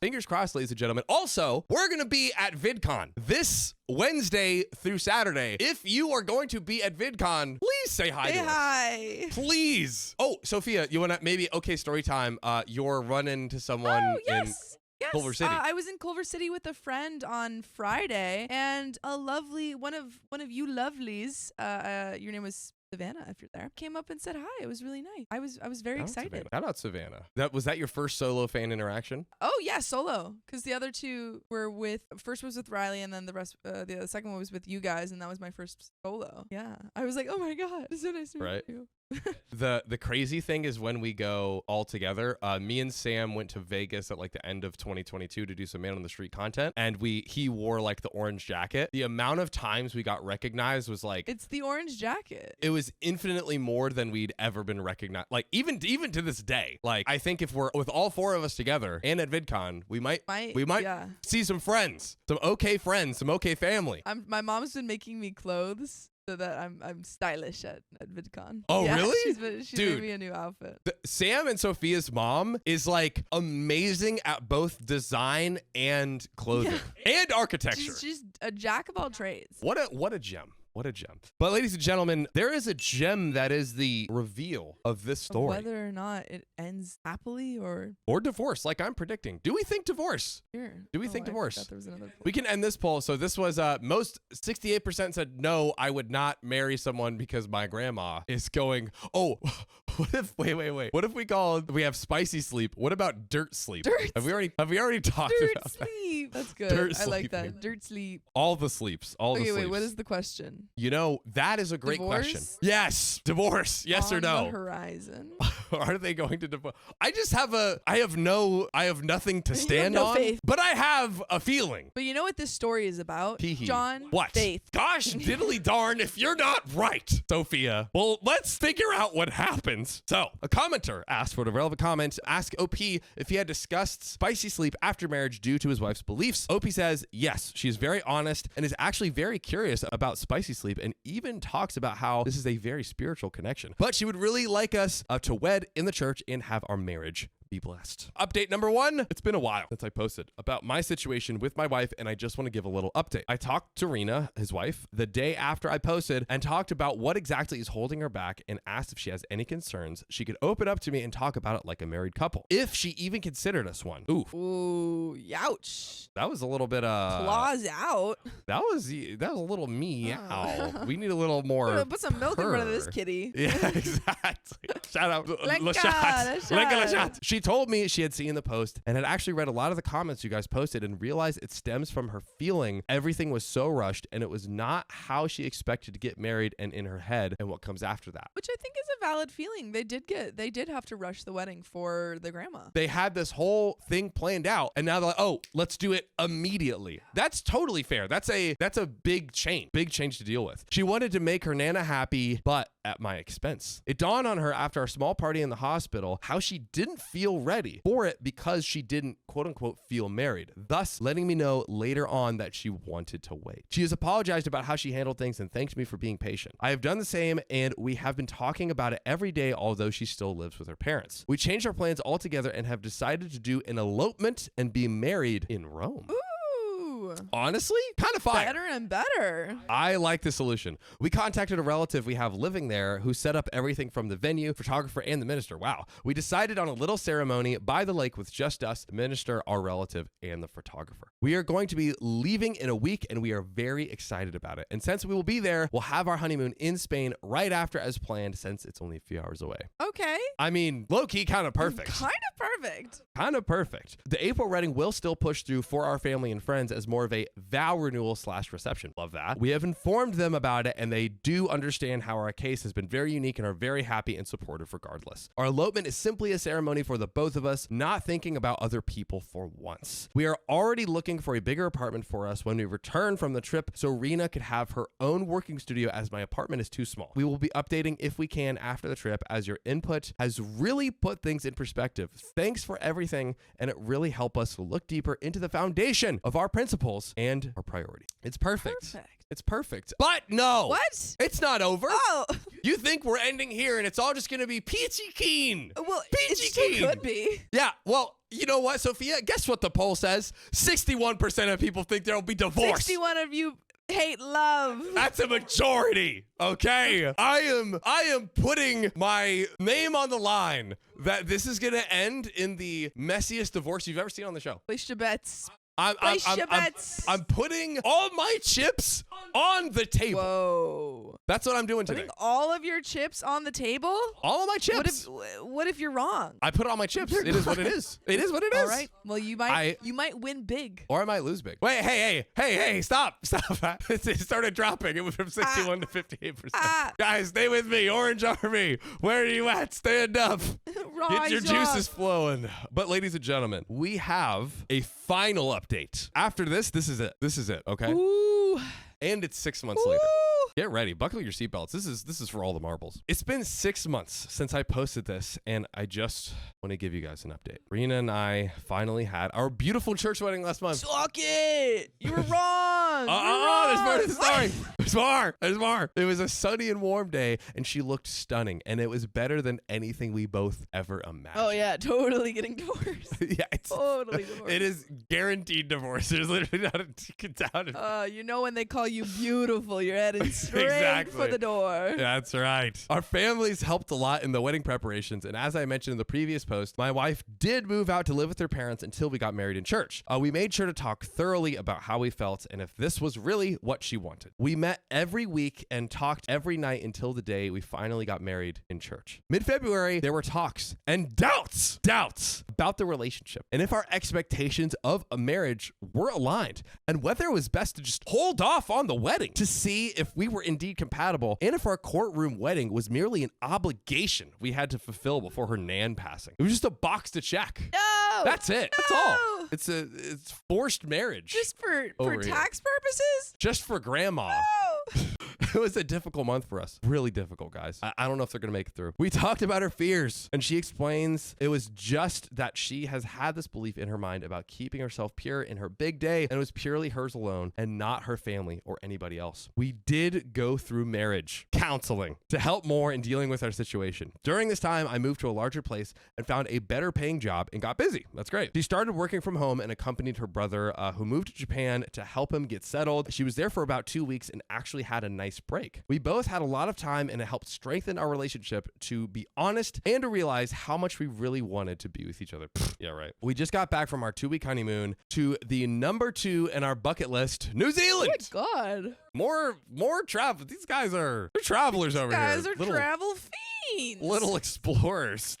I fiend for travel as much as I fiend for Jesus. We originally planned to go to Spain, but we decided to change itineraries since we planned to travel to Europe in the future, so Spain could wait. It was wonderful, but very exhausting and costly trip, but so worth it. We drove in a camper van and stayed at the campgrounds every night under the stars. Divorce. Yeah, the seeds for divorce. You look into the skies and you're like, these are infinite people that I could be with other than you. The stars will guide your hand. Exactly. The sign. The divorce. Look to the stars. You see, divorce is in you. Lion King. That's right. I hiked a lot and basically just spent time together and enjoyed nature. And yes, for everyone waiting for an update, we had our first intimate moment. Whoa! Ay, Chihuahua. Ay, caramba. Under the stars. Zooey mama. Zooey mama. First time was pretty uncomfortable for her. We were also in a van, so not the most pleasant place. What? Yeah. Wait, they waited that long and then did it in a van? Yeah, I could just get a Honda Odyssey and, just do your... He's like, babe, this is going to be so romantic. Just this is going to be so great. Got a whole air mattress, babe. Yeah, it's going to be... Don't worry, we can put the great. seats down. It's fine. Look, I'll light a candle. It's not a fire hazard, I swear. Oh my God. And she still has this thing where she can't stop overthinking every time we are doing it. Haha. We are getting better at it though. And we have actually slowly learned each other's wants and dislikes. She actually initiates it from time to time, and it made me happy, but also relieved that she urges to do it too and letting me know. Her family moved her stuff into my new place while we were on vacation, so it was a relief not to have to move stuff again after a long, exhausting trip and just be able to rest coming home. Jet lag is still really bad, but just out of writing this now while my wife is sleeping next to me. We are both scared, terrified. Divorced. Divorce is imminent. All We are of both- John's chips are on the line, and we have one paragraph left. Paragraph and a half. Excuse me, I should madam. have put money on this. Right? Yeah, we should have made a bet. Oh my gosh. Another Venmo for me to send Sophia that you will hound me Show me the for. money. Show me the money. We're both scared for our future's newlyweds, but also excited for our little family. Rena, my wife, and I hope to have kids in the near future, but for now, we have decided on becoming fur parents first and looking into shelters once we are full. Monster. She also read the post I wrote before just recently and found the comment about having spicy sleep and skydiving to be hilarious, and she is quite curious about us doing it. Lol. What? I know you're not very experienced in the spicy sleep department, OP's wife, but that sounds terrible. This just sounds like public indecency. You're in the sky. Oh, I'm not. You're in the sky. Who cares? What are the police gonna follow you in a freaking like police helicopter? Like, let's get him, boy. Like, Stop! stop! Freeze! They're just like flying. They have like a giant bullhorn. They're like, sir, you're disrespecting the decency of the skies. Pull over now. Eject your parachute immediately before you eject something else, sir. Oh, good Lord. Time to read about divorce. So if that does happen, that's a whole post in itself. And we are now divorced. I'm just kidding. Wait, there's a comment. Oh, there's a comment? Oh, there's still hope. There you go. There's still hope. Oh, Kimberly finds us closer to Sky Here, Daddy. read it. Okay. We are now divorced. Woo! I was right.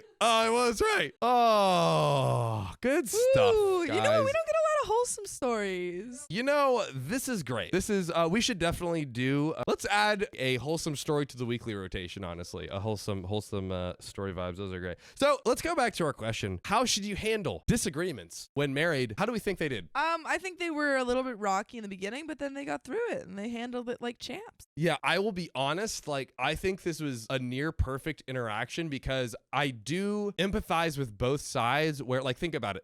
When they were planning the rushed court wedding, grandma was in the hospital. We don't know when she's going to go. They're rushing to coordinate all of the logistics. So I could see how both of them, it kind of like slipped their minds. Yeah, the communication stuff is kind of fair considering they were going through a very stressful time. Yeah. Oh, sorry, Holly just commented spicy falling. We need to just find a whole dictionary of spicy blank. Yeah, well, we've got dirt sleep. Dirt sleep and oh yeah, sleep and then spicy. Yeah, Yeah, those sleep are and the things. spicy. But yeah, I honestly think this was a pretty textbook example because like in a marriage and a relationship over years and years, there will be miscommunications, be disagreements, and this one like felt very reasonable that it kind of happened. It totally happened on accident. I don't think anybody had any misaligned intentions or malicious intentions. And when the issue was brought up, they both seemed to be pretty great at communicating and breaking it down. I'm curious, chat, if you have any disagreements on that, but I honestly think like they talked it out, they got counseling, they found some solutions to, beat things up. Freaking agreed. For the first time in a long time, I don't know if I could really kind of critique anything here. I think they did it good. But yeah, that's good stuff, ladies and gentlemen. But this episode is how many minutes? He's 39, so probably really like 39. 35. That means we got a whole another diddly darn story in this right here episode, my ladies and gentlemen. So I'm gonna hop on into it. I feel like we should do one more story. I think so. Maybe S3. Let's do it. Am I the a-hole for having photos of my wife that she sent me during the dating phase? That's a good question. Well, this also is to answer the question, how should you handle disagreements when married? So this comes from TA Wife Picks 123 who says, my wife and I, early 40s, have been together for more than 15 years, married for 12 years. We met online because of shared interests. We live in different cities and we used to message each other and talk on the phone. Things became flirty when we would send a lot of spicy selfies almost daily to each other. It was just our love language and we had not even met in person at this point. It was clear to us that we were meant to be together and she moved to my city after a year. We dated, we got engaged after a year and married after that. It was the best decision and we are both happily married with 3 kids. That is a lot of spicy exchanges over there. Ooh. Daily. Every single day. Yeah. Getting that snap score. I was gonna say. Crushed. I had an external hard drive where I save all of my old movies, photos, documents, etc. That is a good question. I'm curious about your thoughts on this, because I think when you break up with someone, I think it is respectful to delete those pictures. Oh yeah, get them all out. Get rid of yeah. those. But Yes. if you never broke up with them, If you're married for 15 years with 3 kids and everything is looking great, do you delete those pictures? and also I don't know if this is playing devil's advocate or what, but is it almost better for him to intentionally put it on a like hidden away hard drive versus like keeping it on his phone or something like that in case like who knows, one of the kids goes through it or gets stolen, or you know what I mean? Like it feels like more. It feels secure. like he's doing the right. I don't know. It feels like you may be doing it. Apparently, there's a hard drive. There's a hard drive with some That's- sexy pictures on it. That's one thing we do not need apparently kid reporting on. So Apparently, I've never seen spicy pictures before. it's pictures before. But it's quite thrilling. Yikes. So I was backing up said hard drive on Sunday, and I thought it would be fun to show my wife all the photos she sent me during our dating phase. My wife saw those pictures and asked me, why'd you save them? Uh-oh. Yeah-oh. Why'd you do it? Why'd you do it, punk, huh? You got an answer? You're just going to sit there looking stupid? Guys, Husband. sit there looking pretty. Looking like a doofus with a big old hard drive full of my things. I told her that it's just a memory and I sometimes go through them and remember our dating phase. My wife asked me if I find her sexy in those photos, and I said yes. She was a bit upset by my answer. Is there an ICU? I understand. Chat? I understand. Guys, put an ICU in the chat right now if you see one. We moved on from the topic, but I could see from her mood that it was a bit off during the day. And at night, I asked her if it bothered her that I saved those pictures of her without her permission. She said no, and those were meant for me, and it's flattering that I saved them and find them hot. She asked me if I liked how she looked in the pictures or how she looks now. There it is. There it is. My wife used to be quite small and petite when we were dating. However, she has given birth to 3 kids and of course does not look the same anymore. She has also gained 20 pounds during the pandemic. Not bad at all, which bothers her too. I tried to be politically correct and told her that the 25-year-old me liked the girl in the picture, but the 40-year-old me likes her as she is now. How do we feel? How do we feel about that answer, Sophia? It seems like he's like trying to be honest and not hurtful at the same time. I honestly think right now no one's the a-hole. I think she's feeling a little insecure.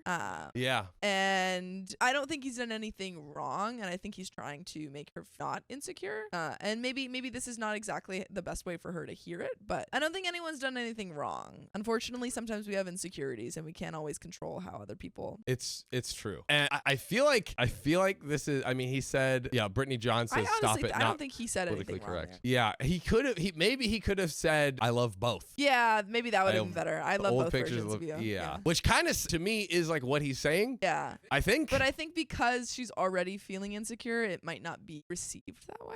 Yes. I think so. But we carry on. So she told me that seeing those pictures made her feel very insecure and jealous, and she does not like the fact that I still look at those pictures. I find it hilarious that she is jealous of her past self. She asked me that since I have her for the rest of my life, would it be okay to stop looking at those pictures now and delete? I feel those are amazing memories from our early dating days, and I want to keep them. However, she feels that the girl in those pictures looks so much different from her now. She feels insecure about her body, and me looking at those pictures makes her feel bad. I'm in a dilemma. I want to respect her request, but I also do not want to lose the memories from one of the best times in my life. Would I be an a-hole if I did not delete these pictures of her? Is her insecurity about herself valid in this case? And if any other married women have gone through a similar situation? I am curious to that point if we have any callers that could help illustrate on this matter that have maybe been in a similar situation where a significant other, maybe you're married, maybe you're in a long-term relationship, whatever, but message Riley on Discord and we will chat with you after the show to get your take if you have a similar story. And Sophia will be responding to you via Riley. So well, are we waiting? Is the we'll call wait at to the end. Okay. We'll wait to the end of the story. then Yeah. We'll line right them up. now. Talk I to have me right thoughts.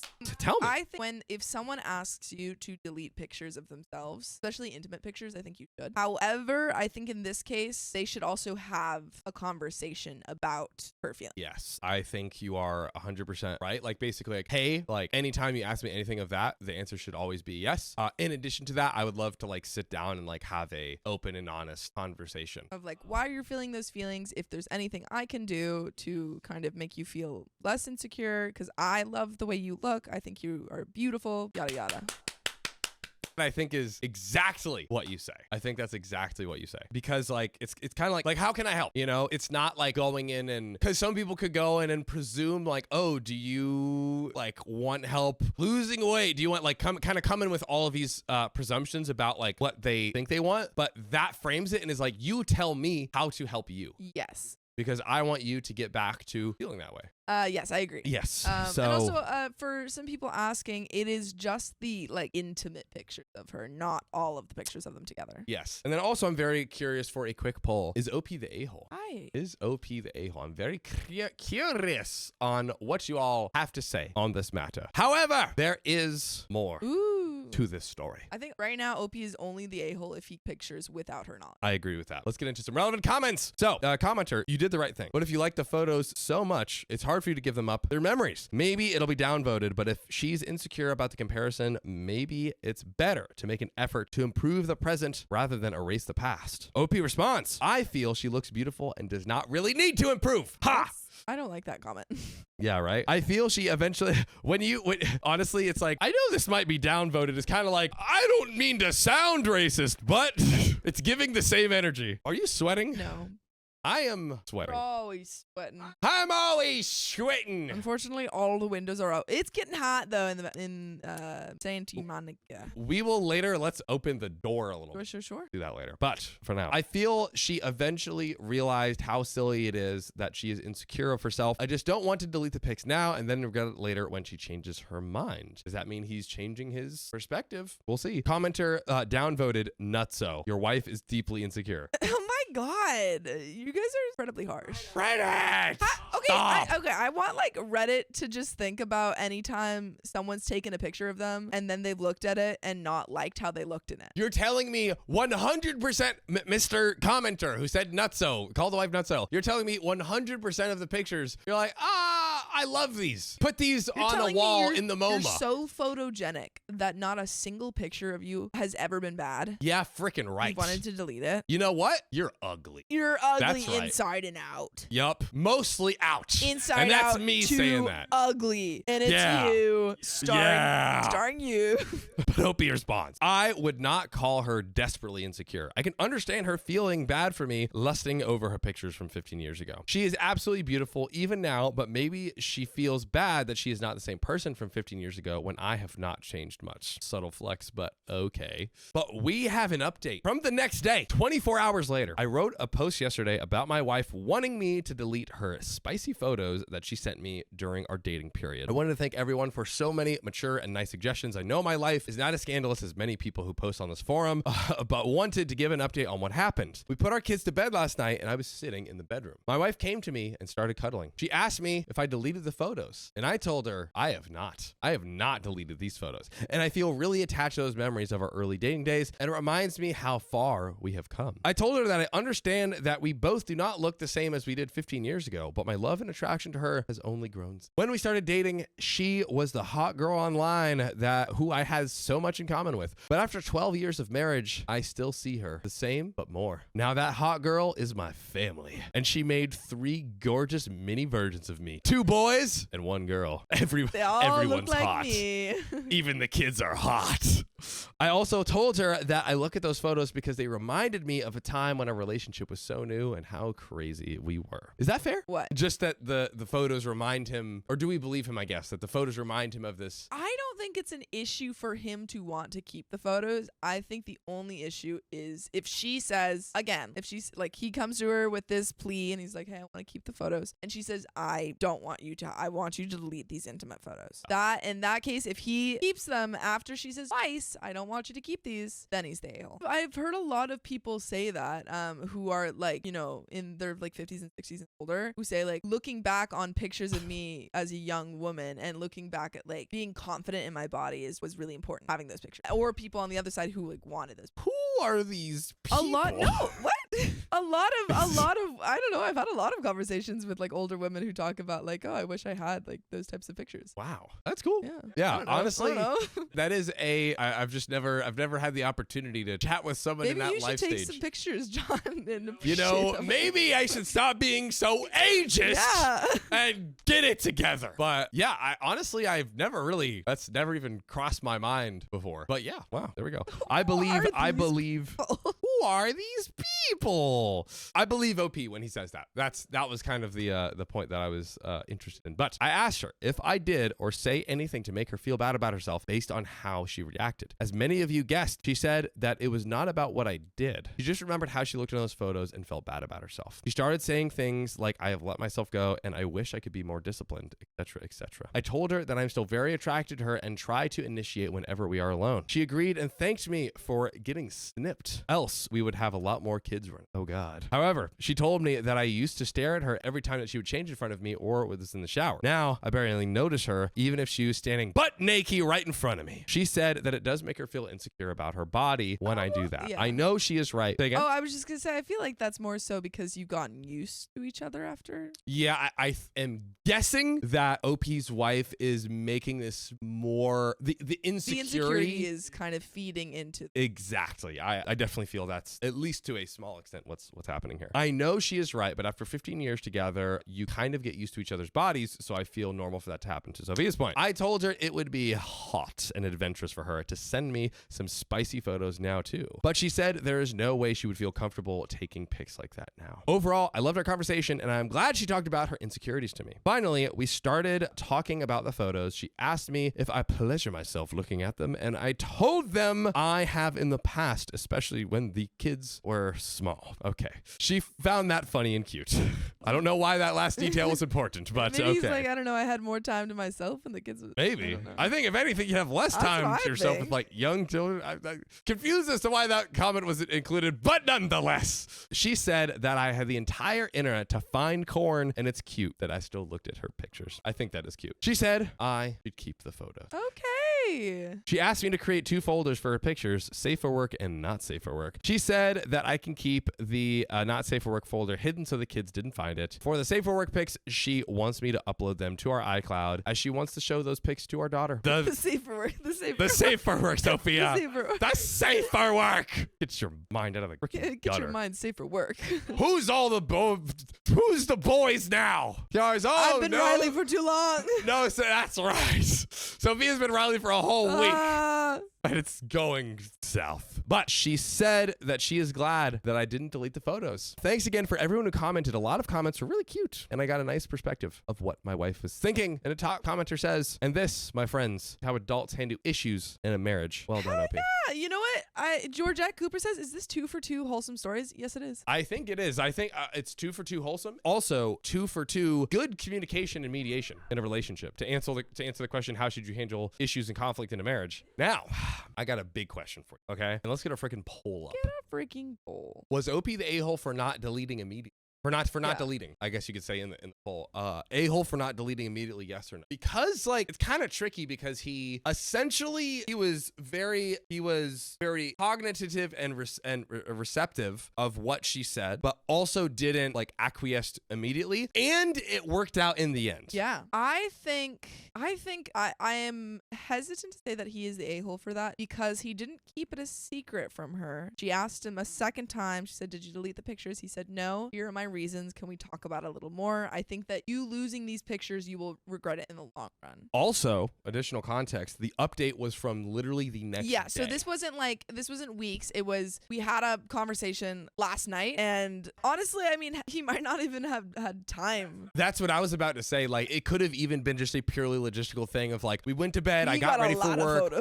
I just got, there's a lot of photos. But yeah, I think with all of that context, that OP was not the a-hole. And you mentioned something really important, which is when she asked, he told the complete truth, how he felt and the fact that he hadn't done it yet. And 87% of people are saying not the a-hole. Which I think I agree with that. In our chat, in our community. And you know what? I freaking agree. But you know what else I agree with? What do you agree? Is that we should get one of our very own on the case. Do we have a potential caller? Take a little look-see-loo. Let's take a gander. Gander meander. There's 2.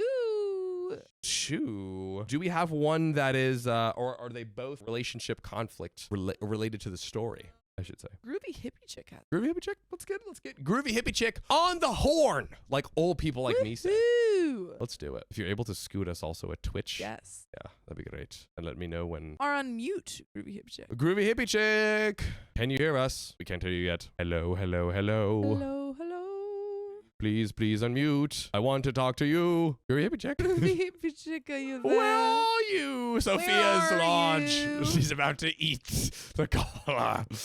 Groovy hippie. I actually like the blown up view is actually a lot better. Good catch there. Groovy hippie chick. You want to be bigger? Groovy hippie chick. Groovy hippie chick. Okay, let's. Okay, groovy hippie chick. We have to. We must might have leave to you. ring you back later, but let's give a ring to the second person in the queue. Oh, quite right. Right. Quite right. Right, Mouse. You're up. Mouse, can you hear me? Oh wait, okay, now you're up. Mouse, can you hear me? Mouse, you're quiet as a mouse right now. Are you on mute? Can you hear us? Is your mic disconnected? Hello, hello, hello. Are you able to drag the Discord over too, or we could both see it, Sophia? So, Mouse, if you're, okay, here we go. Oh wait, you know what? I think, is it the speaker, Sophia? It might be our fault. I don't think. Say something again, Mouse. I see your thing highlighting. It seems the computer sound is good. Computer sound is good. Is it through? Do we know if it's routing through the speaker? We're sorry, everyone. And Mouse, stay there.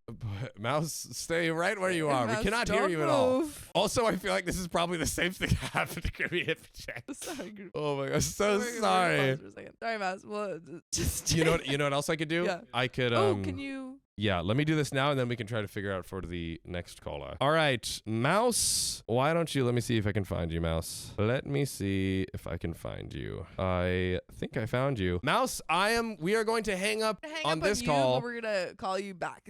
And I'm going to call you here. Let's try it out. Here we go. Can't tell. Here we go. Oh, Mouse, can you hear us? I kind of can. I am going to try to make it loud enough for the good people at home. Okay, say hello one more time. Hello? Here we go. That should do it. Yes. Success. Okay. Sorry about that. We did not mean to silence you. Your voice is so important. So I wanted to ask, do you have a relationship conflict story similar to these and a resolution by chance? I actually have something similar. It wasn't necessarily, it kind of was a conflict, but it was similar to the last story we read with Spicy Pics. Yeah. So a while back, a couple years ago, I was working on the Texas border and we had communal showers, but they were like stalls. And someone put a camera in one of the showers and it was hidden. Oh my goodness. goodness. This is where my insecurities came in to this. My husband, I would send, because, we're married. Right. And so I became very insecure because I had taken a shower in some of those and I didn't know if they had gotten me on video. Yeah, wait, is this your employer at a tech support thing? No. I was on the Texas border mission and we had a little camp set up. I see. And we had showers. Is that legal? Where it was their showers. And it's kind of like military-ish. I see. And it's like, okay, so, and are the cameras pointing in the actual shower outside to like well, no, so someone snuck in and planted cameras. Somebody snuck in. Yes. Okay. So this is 100% illegal because someone snuck into this. Yes. Okay. Yes. Thank you. Got you. Reading comprehension 100%. Okay. Sorry. Please continue. No, you're totally good. Well, it came up to the point where like I got really scared. So I had asked my husband to delete those photos of me and he was confused at first and I felt really uncomfortable, but he actually ended up deleting them and I was really grateful. But now that a few years have passed, I'm more comfortable with it again. But with the last story, I definitely think the husband did right by Mouse, can you hear us? Oh no.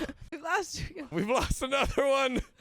I was trying to fix the Mouse, it has gone silent. Mouse was sharing a very important story. You've gone silent on our end. I can't see your box highlighting with your voice anymore as well. It might have cut off on your end. Maybe my end too. I am not sure. Oh man, this is the members only exclusive where we see all the things that happen. Oh, here we go. What happened? There we go. It disconnected me. We're back. Okay, where was I? I forgot. Your husband. You asked your husband to delete that. Sorry, was this and tell me if this is asking too much. Was this your husband, or how was he able to delete the photos? I didn't actually know if I had gotten my personal photos, like taken or recorded while I was in the shower. But I had him delete the photos of me personally because they could have been out on the internet somewhere, and I was scared and Right. For them to very get like insecure. matched or anything like that. Or, Yeah. just in general. Yeah. Doesn't matter. Yeah. You want them deleted. Got you. Okay. Yeah, he actually did. He did. We had to discuss it and everything like that, but it was still very scary. Oh, I can only imagine. Did they and so did you feel like that was like you asked your husband, he did it, that was kind of the end of it? Did it feel like a good resolution for you, just as far as you and your husband communicating? Yes, absolutely. Yeah. There was a lot of discussion about it. He didn't want to at first. I feel like mainly because of the same reasons as As person OP? in the story. But, and we're both military, so we don't get to see each other that often. So like having those might help him out whenever we can't talk to each other. Got you. And so in closing, I'm curious to ask your opinion. Do you think that OP, because you were kind of more in the wife's position in the story, very similar story. And thank you for sharing again. Do you think that OP's husband did handle it well, all things considered, or? I think he handled it very well. Okay. I know that he didn't delete them right away, which was my main stance at the very beginning. But as he went on, like you can notice his thoughts of wanting to talk to his wife about it a little bit more. Yeah. And so that's why that was his main. I think that was his main reason for not deleting them automatically. And then whenever she said it was okay, he was able to keep them. He was able to, but if she said no, I have a feeling he would have deleted them anyways because he respects his wife that much. Yeah, great perspective, and from someone who's literally been in the wife's shoes. My goodness. Well, Mouse, thank you so much for coming on and sharing your story today. And we made it happen. The world didn't want to hear your story, but gosh darn it, we made it happen. So thank you.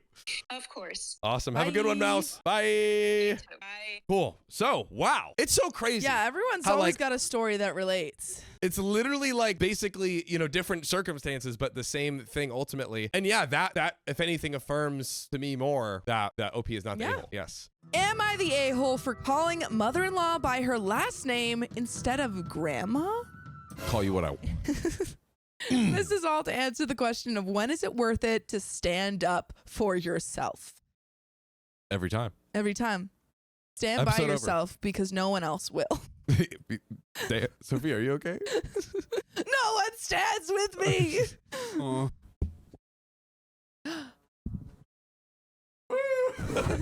I got your back. Thank you, John. So, Babe Miller says, my relationship with my mother-in-law, Mrs. Smith, is crap. She's cold to me because I kept my last name Miller. She says, I'll treat her like family when she wants to be part of it. She calls me Jake's friend. Oh. Yikes. Ouch. Oof. My husband Jake loves me all the same. He doesn't bother standing up to her because it's a way for her to start a fight. We rarely talk to her. She makes no effort, neither do we. Jake and I discussed whose last name our kids would have prior to the birth. He initiated the conversation, but I left the decision up to him. After the birth, the families visited at the hospital. Jake asked what our son's last name was going to be, and I told him it was still his choice. He smiled and said, Little baby Miller, I like it. He filled out the paperwork, and mother-in-law looked livid. Wait, is the baby's... Miller is OP's last name. And so they're deciding what the last name of the child should be. Right, and her husband is saying he should have your last name. Your last name, exactly. That's cute. Yeah. Yes. That's cute. Very cute. But the mother-in-law, I don't think she's going to be too happy about what... Oh, God. About naming the baby after Jake's friend. She started asking questions, but my dad started crying. Oh. Both of my brothers have died. Dad has never mentioned it, but I know passing the last name down makes him happy. Oh. Neither Jake or I anticipated this, nor did it for this reason, but it was sweet all the same. After she left, mother-in-law let people know what I had done and how now she wouldn't feel like a grandmother. A month later, a sister-in-law announced her pregnancy. Mother-in-law said, "Finally, I'll feel like a grandmother." Oh. Sweet. So, Hey, Grandma, put your dukes up, so okay? your maternal grandparents aren't your grandchildren. This is what? going too far. We need to... 3 p.m. PSD next Tuesday. Yeah. John Fry gets in the ring with In- terrible, annoying mother-in-law. In the backyard, we're gonna set up a whole rink. Knockout of the century. I hate Hit a her. woman? Oh my god. I don't even care. I don't even She's care. a monster. In a regulated boxing ring, okay? Yeah, in a only if she agrees, because if she's like I'm fighting to defend how terrible I am, I'm like, bring it on, grandma. Yeah. Let's go. Agreed. Knock her out. KO. Our son started talking during a video call where my mother-in-law did nothing but gush about sister-in-law's daughter, who's adorable. Jake was trying to get the baby to talk. Son lost interest. I took son, and Jake let mother-in-law ramble some more before ending the call. Mother-in-law said she wanted to say bye to son. Jake turned the phone. Mother-in-law said, say bye to grandma. Make son say it. I'm grandma now. Jesus Christ.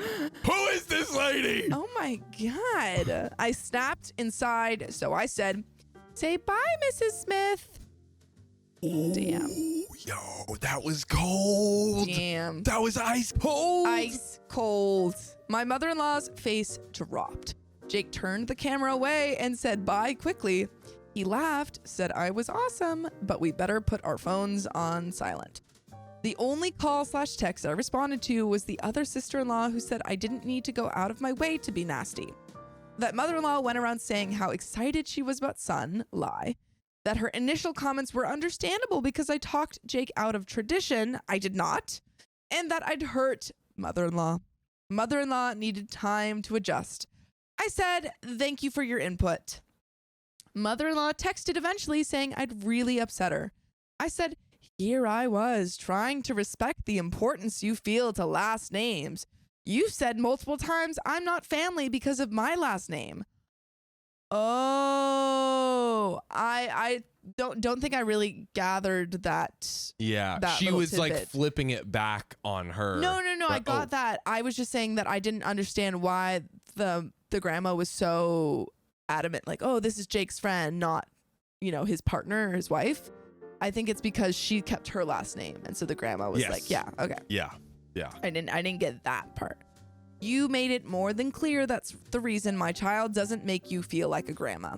Now you'll be known as Mrs. Smith. She said sorry, she didn't mean it that way, but that my dad's reaction was an example of how important last names are. Dang. I now had to forgive her because family. It made me angrier that she brought my dad into this, and I Yeah. can't tell if I'm being the a-hole or not. And there is a small edit. There's two edits, actually. Edit 1, thank you again to everyone who gave awards. Jake is home, and I had him read the post. Some of you really cracked him up. Some made good points, which we have discussed. Apparently, he also got a text from his sister and asked how much money she got from mother-in-law for telling me off. He also made sure to tell sister-in-law who had the baby that we hold nothing against her, should mother-in-law try to spin it that way. She knows mother-in-law better, thankfully. Jake would also like to tell those who are telling me I should take his name that he disagrees, and he's not about the sexism you're spewing. Jake sounds great. Jake is great. From day one has been like, Mom, get outta here. I'm not putting up with it, man. I'm not here with it. This is my child, and I'm naming her after my wife's last name, and deal with it. She wants to keep her last name. Boom. I get to decide. My wife lets me name our baby. Giving it her name her. to honor her Dad. Go. Sound off. Sound off. Sound off. Put some Jakes in the chat. Put some Jakes in the chat. W Jake. Though he does now want to send mother-in-law a Christmas card from the Millers. Hilarious. Oh my God. It would be so good if he then changed his name. I think that's the only thing that could make Jake even more of a W. Dude. A king, if Just you for will. the meme. Just for the meme, change your last name. We're the Millers? Yeah. Dude. We're the Come on. Millers. Perfect. Amazing. Edit 2, you guys are being great. I woke up to many more responses than I anticipated. Just to clarify, my son will not be calling mother-in-law Mrs. Smith. They barely have a relationship as he's still a baby, and mother-in-law makes no effort. After some discussion, Jake is going to take some time to figure out what he wants from mother-in-law and if he thinks that's possible. And there are some relevant comments and an update. Oh. But what are your thoughts here? Yeah. So what should they do? Yeah. I think they need to have a sit down with the mother-in-law and be like, here's where you disrespect. I know it's kind of been touched upon, but like, here's where you really disrespected me and us, because ultimately it was the son's decision to like OP. OP literally said, "This is on you." Gave Jake the power, like, hey, whatever you want to do, I'm on board with. You pick, and he was the one that picked OP's last name for the baby. So like, I think they've disrespected both of them, but mostly OP, like calling her Jake's friend. Insanity. So they're much married. disrespect. Yeah. Like they've chosen each other as life partners. No, over literally just her keeping her last name. So I think you lay it out and be like, you know, or your consistent disrespect has gone too far. We can be cordial, but if you want to have like a real, like actual relationship beyond just like being cordial at family functions or whatever, we need to see you put in the effort to show with your actions that you're sorry, not just and hear to recognize their marriage, to recognize them as, you know, a family unit. Yeah. And not just the friend. Totally. Like I want to see her at like if she now is like lending a helping hand, obviously stopping this like Jake's friend BS and all this. Like if she consistently like put in the work, then it's like, okay, you know what? She's come around, and obviously, you know, you want to have great grandmother for your baby and like all that stuff. Have a good relationship with your partner's mom. If she does all the actions to prove she's turned around, okay. Yes. But I need to see it. Agreed. But let's get into these relevant comments and see what they're thinking. Let's get after it. Deleted says, "Ooh, can I just say your marriage sounds great. Yep. The way you wanted the baby's last name to be his choice and he chose yours. Doesn't get better. There's so much love and respect here, and I like how he stands by your side in his mother's nonsense. You're both awesome." Not the a-hole. And OP says, "I just assume our son would have his. He brought it up. He said it was fair since I was doing all the work. He said if he pushed a human out of him, he'd want to put his name on it." Which makes me laugh. I still let it be his choice because regardless of his name, I'm going to love this kid. If we have a second, I may insist they get his last name. Seems fair. Adorable. I am a very lucky woman, but it should be noted he wears his gross shoes through the house, so not perfect. But he says I sleep like an MMA fighter, so I suppose we're even. Is she just kicking him? Oh yeah. What did you think? That. Oh. I was thinking like snoring. And like, That's what I thought, but then I was like, that doesn't make sense for an MMA fighter. But yeah. My girlfriend will randomly, she doesn't do this anymore, but she used to like ask me questions in her like basically like sleep talking instead of sleepwalking. She'd be like, sleep interview. We need to reset the printer right now. I'm like, we don't have a printer. And then I'd be like really like getting all worked up, and then I'm like, she's asleep. She literally don't have a printer. Oh. We were yesterday night we were watching Bridgerton, and I was she was had her head in my lap, and I was talking to her. She literally fell asleep as she was responding to me. This is probably more information than I should be divulging, but that's funny. I thought it was adorable and silly. That's cute. Anyways, OP responds to a comment that answers many points. I don't know if this is OP or the commenter, but we'll see. I don't see a reason why you were angry when she told you about your father's reaction. Seems a pretty valid point. The importance that the last name has for your father and her. This observation doesn't excuse her actions, but still a good point. I mean, for what you've said, seems like your dad would have done any nasty comments, but him crying shows how important it is for some people.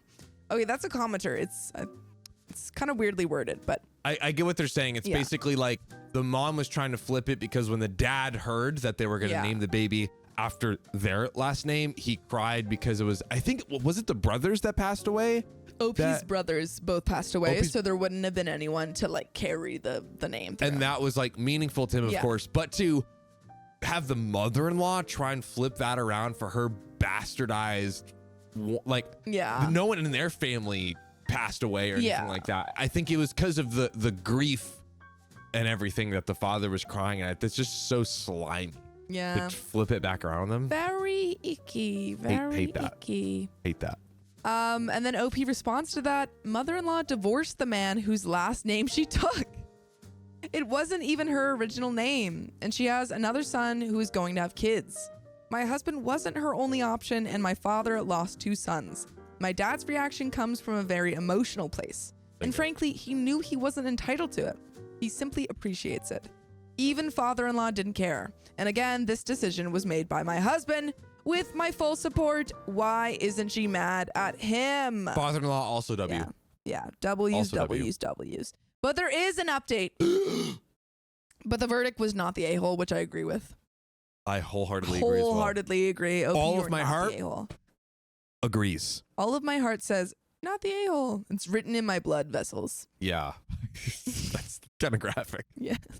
It's you know what it is? It's the grape surgery robot. Oh. The robot that does yeah. it. What happened to the grape surgery robot, Who's to dude? say? Totally fell off. I don't know. Maybe it's doing real surgeries now. You know, hopefully. Yeah. honestly. Maybe that was just training. Yeah, stop cutting up grapes. Stop My God, cutting up there's grapes. real people. Yeah.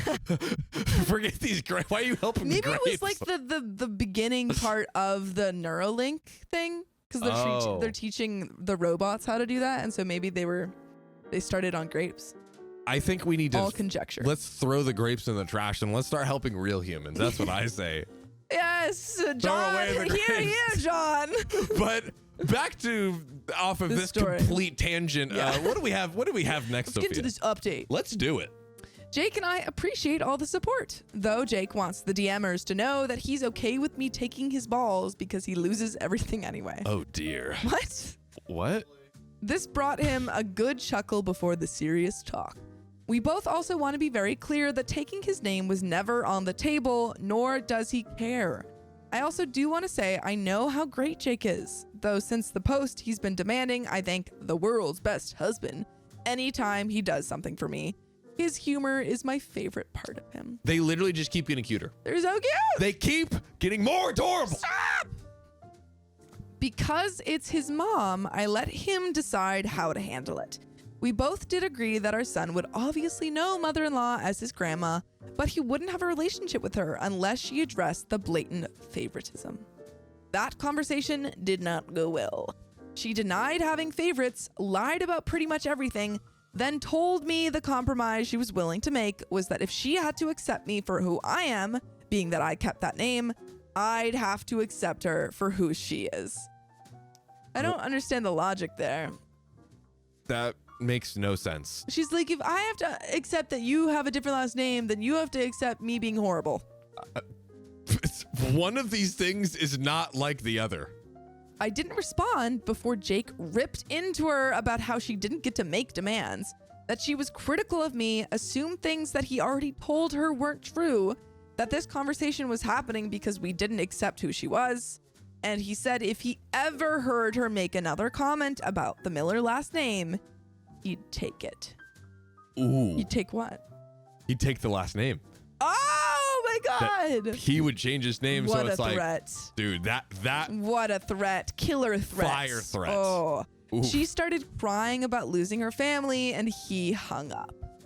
One sister-in-law, who is mother-in-law's favorite child, sent me a nasty message, including the line, I wonder if your dead brother would be happy you used him to break mother-in-law's heart.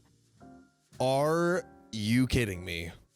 How did Jake become such a lovely person when he comes from this family of horrible His whole family people? line is poisoned. Poisoned with Yikes. awfulness. Awful. Like, who says that? Who says that?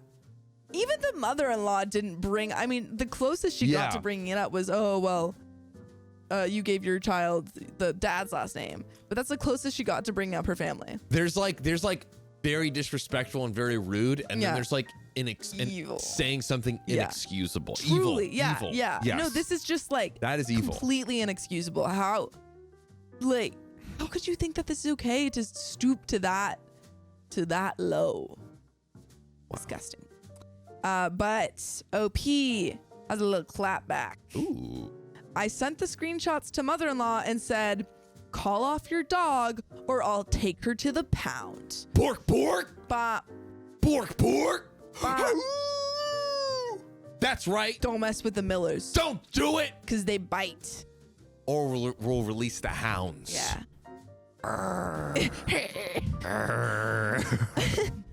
I have sent a screenshot of that to anyone who has tried to question me. Wait, has she sent a screenshot of what the sister-in-law said, or the screenshot that she sent to the mother-in-law with that comment? I think the screenshot to the mother-in-law, like, I hope it's that double screenshot that she's sending. that's perfect. Because I you love get that. you get what they've said, and then you also get OP We need the punching clarification. back. Yeah. We need it. Bop, bop.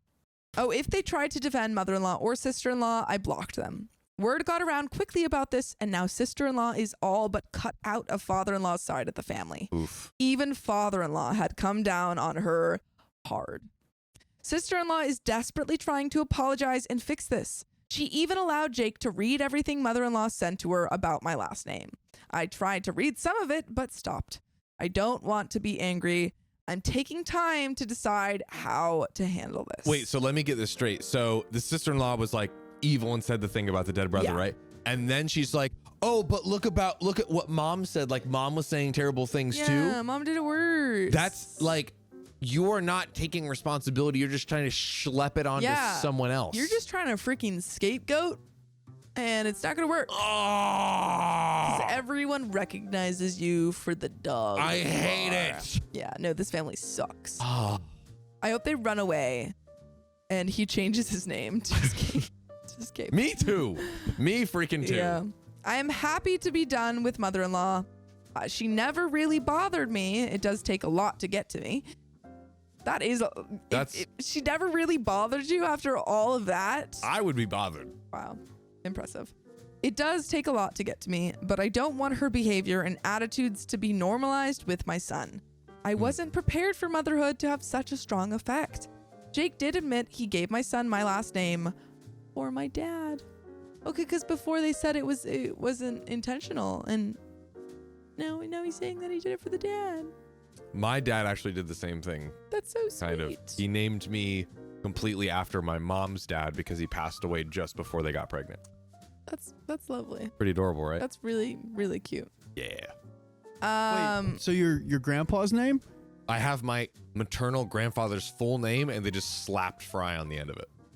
That's why you have two middle names? That's why I have two middle names. And your two middle names are? John Randolph Parkhill Fry. So my maternal grandfather was John Randolph Parkhill. That was his full name, and they just slapped a Fry on it. Aw, Very okay. sweet. Very Word. sweet. I love that. Word. A word. Years ago, my dad asked if Jake was gonna propose to me. Jake said if my dad wanted to know, he would give him a heads up, but he wouldn't ask for his blessing or permission. In many more words, Dad said he had never had any expectations of that. He didn't worry about gender roles, though he was glad he would gain a son again. Jake didn't feel obligated, he just wanted to do that for my dad. Sincerely, thank you all. Edit. Hey everyone, I didn't expect to wake up to this amount of messages. Mother-in-law took father-in-law's name. They're divorced. They have 2 daughters and 2 sons. Brother-in-law intends to have children and will pass on the Smith name. Sister-in-law has a daughter who has sister-in-law's husband's name. Sister-in-law also took his name. The youngest sister-in-law is the one who sent the text. So we're just getting clarification. We need our whiteboard is on the way, guys. Yeah. We're going to get a whiteboard soon. I'm not going to apologize for how I spoke to mother-in-law after she encouraged her daughter to use my brother like that. There's text proof that mother-in-law did this. So they were in on it. They were both in on it. The mother-in-law and sister-in-law. they were She both egged her plotting. on. Not surprised at all, in the slightest. Sister-in-law showed Jake. I have no intentions on seeking therapy or a relationship with either of them, and that's the most that can be asked of me in this upset of a state. Good. When we have a second child, I always intended for them to get Jake's last name. Jake knows and is cool with it. Jake is willing to be called by my last name, but I doubt he'll actually change it. Neither of us are willing to do paperwork out of spite either. Yes, I still cry remembering my dad cry about this. I always assumed Jake did this for this reason. He really is a great man. And there are some comments to finish the story off. S. Margot says, you've got yourself a great husband. Not a lot of people could stand their ground like he did. Good luck to both of you and your little son. Opie says, he's always been able to stand up for himself. I won't say it didn't get to him, especially what his sister did, but he just runs it out. He may also make himself a world's best husband t-shirt if he sees more compliments, but he does deserve it. And Rafster says, would he consider changing his name to Miller, or would that just pour more gas on the fire? And OP says, yes, he would, but he tries not to let anger make his decisions. I also don't think he would because of the paperwork required, and he does everything he can to avoid it, including bribe me to do it. And Fan Pal says that line, call your dog off or I'll take her to the pound, so bloody good. And OP says, I didn't mean it violently either. Just keep your yapping dog in your yard or I'll make it someone else's problem. Sister-in-law is still yapping, just more whiny now. I don't think she realized her family would draw a line in the sand. The majority aren't necessarily taking our side, but it's clear they're staying out of it because defending her isn't really an option. And that is where that story ends, and it seems pretty positive. Yeah, I think also it ends well. So true. Jake is literally W husband, father-in-law is W father-in-law. We love to see it. What was the question for this episode? The question for this episode is, when is it worth it to stand up for yourself? And I think it was worth it now. Yeah, I mean, yeah, it's hard to imagine a scenario not. I guess there's a few scenarios where it's like maybe someone you don't interact with much, and it's like maybe it's not even worth it. But like, Yeah. I feel like almost every scenario. Can't Yeah. think of one. Well, I think maybe in this scenario, it could have gone, or she could have been thinking, oh, well, it's his family. I don't want to rock the boat. Right. But I think it worked out very well for everybody, Yeah. or for them at least, to get this horrible family off her back. The mother-in-law, sister-in-law sucked. I hate them more than grapes. You hate grapes? I do. Why? Because the robots are only performing surgery on them. They're getting all the surgery. It's prejudice. We talked about it. Yeah. Right. I see. I hate the grapes. I thought you just like hate grapes as like a fruit. Oh, I love eating them, which is You just hate surgery. destroying them. Yeah. I just hate that they're getting all of the surgery that we should get. Yeah. Come on. You love. Free healthcare. Yeah. Let's freaking go. Anyways, seems like a wrap on that. Seems like a wrap on that story. But Sophia, that's not a wrap on the episode. What are you talking How about? dare you try to end this episode? This is over. This episode's over. Are you kidding me? If you love us. No. Don't let me- We I love you, love it. but don't use that. You want me to end it? No. Sophia, you want me to end it? No. Just kidding. Because we have. Another story. Oh. Am I the a-hole for struggling to forgive my husband for getting petty revenge? Don't forgive him. Don't forgive him. Be petty. Be pettier. And this is the answer to the question, when is it worth it to stand up for yourself? The story comes from Throwaway a Dress Size, who says, husband, 34 male, and I, 32 female, have been married for 6 years. 2 months ago, I stopped him from going on a bachelor's trip with his long-term school friends. I was okay and was kind of looking forward to him having fun until I learned the fact that he would be doing a lot of adult-themed activities, think and happy ending massages. No. She doesn't want him to have a happy ending, Sophia. Why not? You know what? I didn't know what that was for the longest time, and I learned about it from Schitt's Creek. Sophia, you are too innocent. You are but a wee babe that just sees all of the goodness. You're like, happy ending. Happy endings are great. I love fairy tales and stories. I remember watching the Schitt's Creek scene where they're like, do you know the scene that I refer to? No. So the two characters are getting married, and one of them buys him like a massage. Yeah. And he comes back and he's like, I never had a happy ending before. Thank you so much. And he's like, what? What are you talking about? I didn't pay for that. And I was like, what? What's this the sounds big like deal? Yeah. What's the big deal? It had a Sounds happy like he had a ending. good massage. They got all the knots out. That was the happy ending. Right? Story resolved. Yeah. Oh, sweet innocent Sophia. Well, they had all of that as part of their itinerary. Happy ending massages included. That's crazy. It sadly happens many times. We've talked about it before. It's like, why is that normal for? I don't understand. I don't understand why it's normal, and also why you wouldn't tell your ask your partner.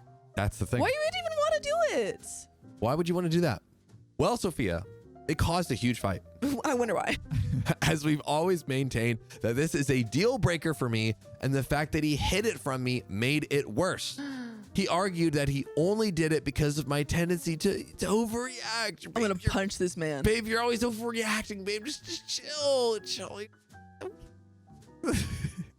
And of course, he wouldn't engage in those activities, but that didn't mean he couldn't go. I don't know. He wouldn't engage in those activities, but so he's basically saying like, I'm not gonna do the I'm not activities. gonna participate, but I want to. But I want to go my with boys, the friends. But the thing is that, what else are you gonna be doing if that's the whole weekend? You're just gonna be sitting back in your hotel room. It seems like this whole friend group that's their vibe. Very naughty. Very naughty vibes. And if you continue to, what's the word? Like, say you're okay with that, enable it. Yeah. Then it's gonna keep happening. If you have a real friend, you should be able to sit down and be like, look, I'm not comfortable with whatever this. you want to do, but like, this is what me and my wife have. This is our relationship. Like, here's a quick question real quick before we get back into it. Can he ask him to not do that on this trip? What do you mean? So put yourself in OP's husband's shoes. Yes. So it's like, all right, all my friends are doing this bachelor trip. I want to obviously, celebrate with my friend before he gets married, But they're like, hey, we're doing these happy ending massages and getting all these. You sit down and you're like, hey, I can't do that. Can you ask him to not do it on his own bachelor trip? Is what I'm asking. I think you could say, hey, I am not comfortable. My wife and I aren't comfortable with the activities that you guys are going to do. Yeah. I would still like to be there. Is there any way we could, do something like have a day at least? If you still want to do that, okay. But if we could have a day or something where we can do an activity that is not around that. A different activity that is a little bit more appropriate. Yeah. So it's like, hey, look, you do what you want, but like I'm not gonna be participating in this. And if you want me there, these are the terms. But also, if you had a conversation like that, it's maybe not implicit, but that kind of assumes that you would have told your partner about that. He OP's husband hid it from her. No, he's making all of the incorrect decisions. One hid it from her, then told her that she was overreacting. No, that she always overreacts. He sucks. Oh, baby. This man is not a Jake. I can tell you. Oh, this is not a Jake. I can tell you that for free. This is a mother-in-law. Yeah, zero free 99. This guy is no Jake. He's no Jake. Oh my goodness. Pamela Rojas says, wouldn't marry any of those guys. Ew. Very true. Yeah, everyone on this bachelor trip is disgusting. Unmarriable. Unmarriable. Man, oh man. No, I don't know.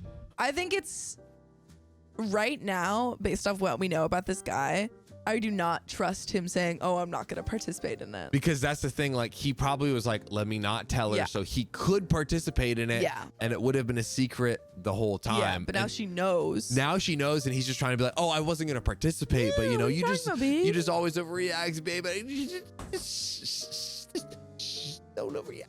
Yeah. You know that boundary that you said I could never cross? I just don't worry about it. I'm just gonna put my toe over the line. Don't worry. Just one little toe. Okay, just a little toe. Well, free content. You don't like that. It's okay. It's socked up. It's fine. It's socked up. Socked up. I'm covered. Are you covered? What?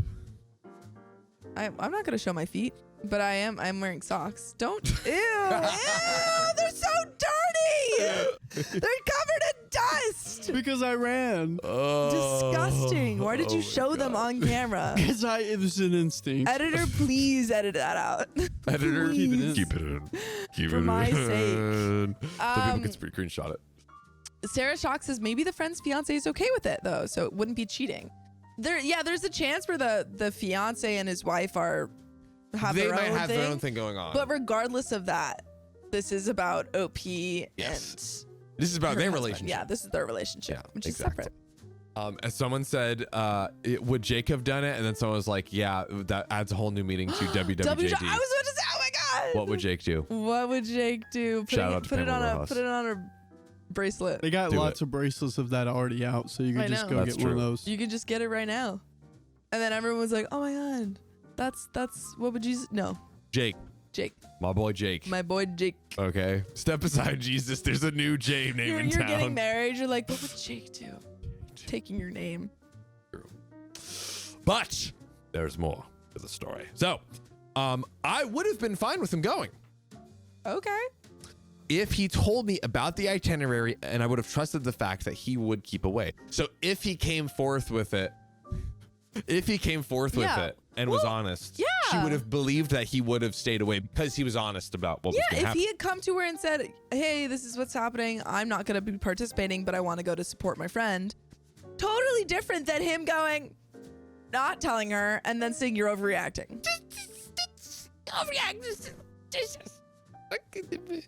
I would have been No words. no words. Just sounds. What he did broke my trust, and the only way I could see him earning it back is if he voluntarily told his friends that he couldn't come, Ooh. which he did. Whoa. Okay. I still don't trust him. He's going to sneak away. At the time, he looked really apologetic. And we made up. He took me to go shopping, and all was good. I bought some fashionable outfits and was looking to wear them ahead of the summer. Where we live, it's still a little cold, and I didn't get to immediately dress up in the clothes that I bought. Also, most of my summer clothes had shrunk in the washer, so I practically only had oversized casuals and these clothes that I had just bought. How are you washing your clothes? 1,000 degree water. Be more careful. 1,000? No, 1,000 degrees or nothing. A few weeks later, it started to get warmer, and as I slip into my new dress, it feels tight. I'm confused. I just tried them on in the store, and I'm a size 14, as the label on the dress said. So Wait. I didn't get the wrong size in the store. Did the husband shrink those dresses too? I see you in the comments. My first thought was cheating, but then my second thought was she would recognize the dresses. So did he shrink them? I'm very confused. She's like, I recognize these dresses. Yeah. It's the same size that is my right size, yet it's small, but I haven't worn or washed it yet. I'm confused. I think I see an ICU. Guys, Okay. I see you. I Comment don't below. see a U. I think I see the U. I think I see the U. Actually, let me text it to Riley because I don't want it to spoil it with everyone. yeah. But I want to have. You 'cause wanna have the Then I proof could that just you be got like, it. oh, I was right. No. Yeah, no. No. We're gonna get They confirmed. do this on my D&D podcast where sometimes there's like a hit point that they're trying to reach, Yeah. and the DM Brennan Lee Mulligan, he'll write down the amount just so everyone knows that tell them That is true. Riley, did you get my message? Do you see it? Ooh. You see what I'm saying? Yeah. See what I'm saying? See, Let's Sophia. find out if John. I don't see it. Sophia doesn't even know. I don't even know. She's just completely Wow. clueless. Yeah. This is good. Has not This a is clue really in the good. world. Not a single clue. So, then another dress was tight. Same with the pants and other tops. I see it. I don't see it. I start feeling absolutely crazy. Had I just put on so much weight in a matter of a few weeks that my new dresses didn't even fit? I've always been a bit sensitive about my body looks, and I remember telling my husband how excited I was about these new clothes that looked so flattering on me. And now they look so hideous on me. I started crying on the floor. Ooh, I think I might see a U. I was too embarrassed to tell my husband this. I thought he must have noticed if I'd put on weight. I was a wreck. I was feeling crazy for a few weeks now. Even the clothes that I had on before felt tighter. I didn't know if it was placebo or reality, but it didn't help. My husband a few days ago during dinner said he wanted to confess something. I think the you we've seen is about to be revealed. He was snickering while saying this, and what he said absolutely crushed me. He said this while I was gone to see my sister, who had just had a baby, for a week. He had secretly taken all of my outfits that he knows I routinely wear and gave them to a local tailor to make them a size or two smaller. I did not see the U. To be fair, I also didn't see the You U. didn't see the U? Mine was, I'll read the text verbatim. Yeah. He gave the clothes for another girl to wear, a cheater. So basically, like, he was cheating with a girl, and to be like, because he's like, I thought he was like actually so evil, he started taking all of OP's clothes, giving it to his affair partner to wear, and then washing them, not realizing it would shrink it too small. But that's a very in-depth plan. I had the IC. I was like, if this is right, it's gonna be an really all time. specific. Yeah. It would have been all time. But damn, I did not. I thought pregnant maybe. oh, Yeah. that's a good one. Yeah. That's a good one. I did not see this you. Well, we didn't see it, but I digress. We know it now. So let's keep going. He said he paid him generously to stitch things faster and said sorry, but it felt like a funny payback for what I had done, stopping him from going on the Oh my God, he sucks. buddy, old pal, except you're not my pal. This is really bad. Riley, we're up more. Hey, I just wanted to get you back after I betrayed your trust. Wow.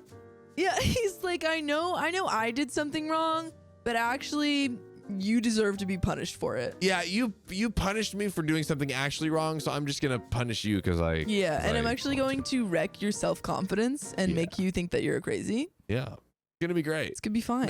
Babe, it was a little prank. Like, And to do that, I'm going to go to the tailor and have them restitch all of your clothes. like kind of Psychotic? psychopathic. Yeah. Psychotic? I said that wasn't funny. He made me feel crazy. I was crying and screaming at that point. He severed my sense of self and made me feel ugly. Eventually, I tried to be okay, but I'm not. I would not. I would break up with him on the spot. No, this is crazy. You're done. I'm still reeling from what he did as a petty revenge. It's been some time since he confessed and offered to get them stitched back to their original size. What do you mean offered? He offered to get them stitched? If any, like, one, I would have dumped him for the first thing, and then I would have dumped him here again. But the fact that he wasn't immediately going to get them fixed after this prank was revealed, and he was like, oh, well, do you want me to get them restitched? Obviously, she wants you to get them restitched. Those are her clothes. But babe, I don't know if you... Maybe, babe, I don't know if you want to have them as your goal clothes, you know, slim down. He just keeps digging his grave deeper and deeper. He's like, God. babe, actually, like, what if we reframed this as a win for both of us? He's like, I understand that you're mad, but I think that you're overreacting. Yeah, back to Let's go back to the overreactions, babe. This is Exhibit A, babe. Yeah. I told you. I just restitched all of your clothes, but it was for you. I'm trying to help. Trying to help I'm you. trying to help, and you're punishing me. Again. Not to sound crazy, there was also a happy ending somewhere involved in the story too, right? That didn't actually happen. It didn't actually happen. So the bachelor trip was going to have happy endings. I don't know why they specified that it was going to have happy endings, but it's going to have happy endings and strippers. And so OP was like, I'm not comfortable with that. And so he didn't go, and now he's punishing her for not letting him go. But he was On going... board. Huh? I'm on board. Yeah. And he was going to go and not tell her, even though that's a specific boundary that she's like laid out for them in their relationship. Yeah. OP says, I'm struggling with what he just did. I want to forgive him. OP wants to forgive him. Don't. Bring him back in. That's what Don't. OP wants to do. I never knew how resentful he was of me about that trip. Maybe it's my fault. No. No. Wrong. I should have been more trusting. No. I knew he would never cheat. What? In my heart, I knew he would keep away. And from his POV, his petty revenge on me probably feels deserved. Wrong. This is Stop. bad. This is bad. I would be mad too if he stopped me from doing something I was looking forward to. But still, if you were me, how would you feel? Has anyone had their spouse do petty revenge on them?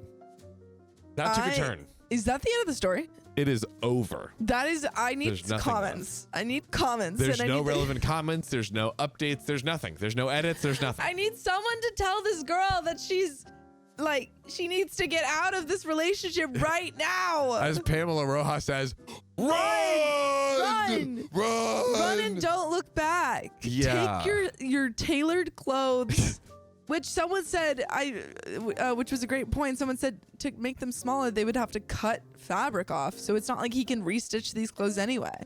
God. He has to buy her a whole new wardrobe. Yeah. This is Where did he even find this tailor? it's like not only the fact that he thought of this like so weirdly specifically horrible thing, Yeah. but the fact that he went through with it, he like paid him extra to do it quickly so he could like OP, don't go back to this, man. Don't. No. Stop. He's horrible. he showed you in multiple instances Yeah. his true colors. No, he here. showed you after the first time. Yeah. After the first time of not telling you what he was going to be doing at this bachelor party. And he wasn't the big thing for me was he wasn't like, you know what? You were totally right. Yeah. I broke the trust. This is something you've specifically laid out as a boundary. No. I didn't respect that. I messed up and I'm going to, you know, do you want me to not go on this trip? Like what would be meaningful to you to show that I'm like making a change in the positive direction? He said, I didn't want to tell you you'd overreact.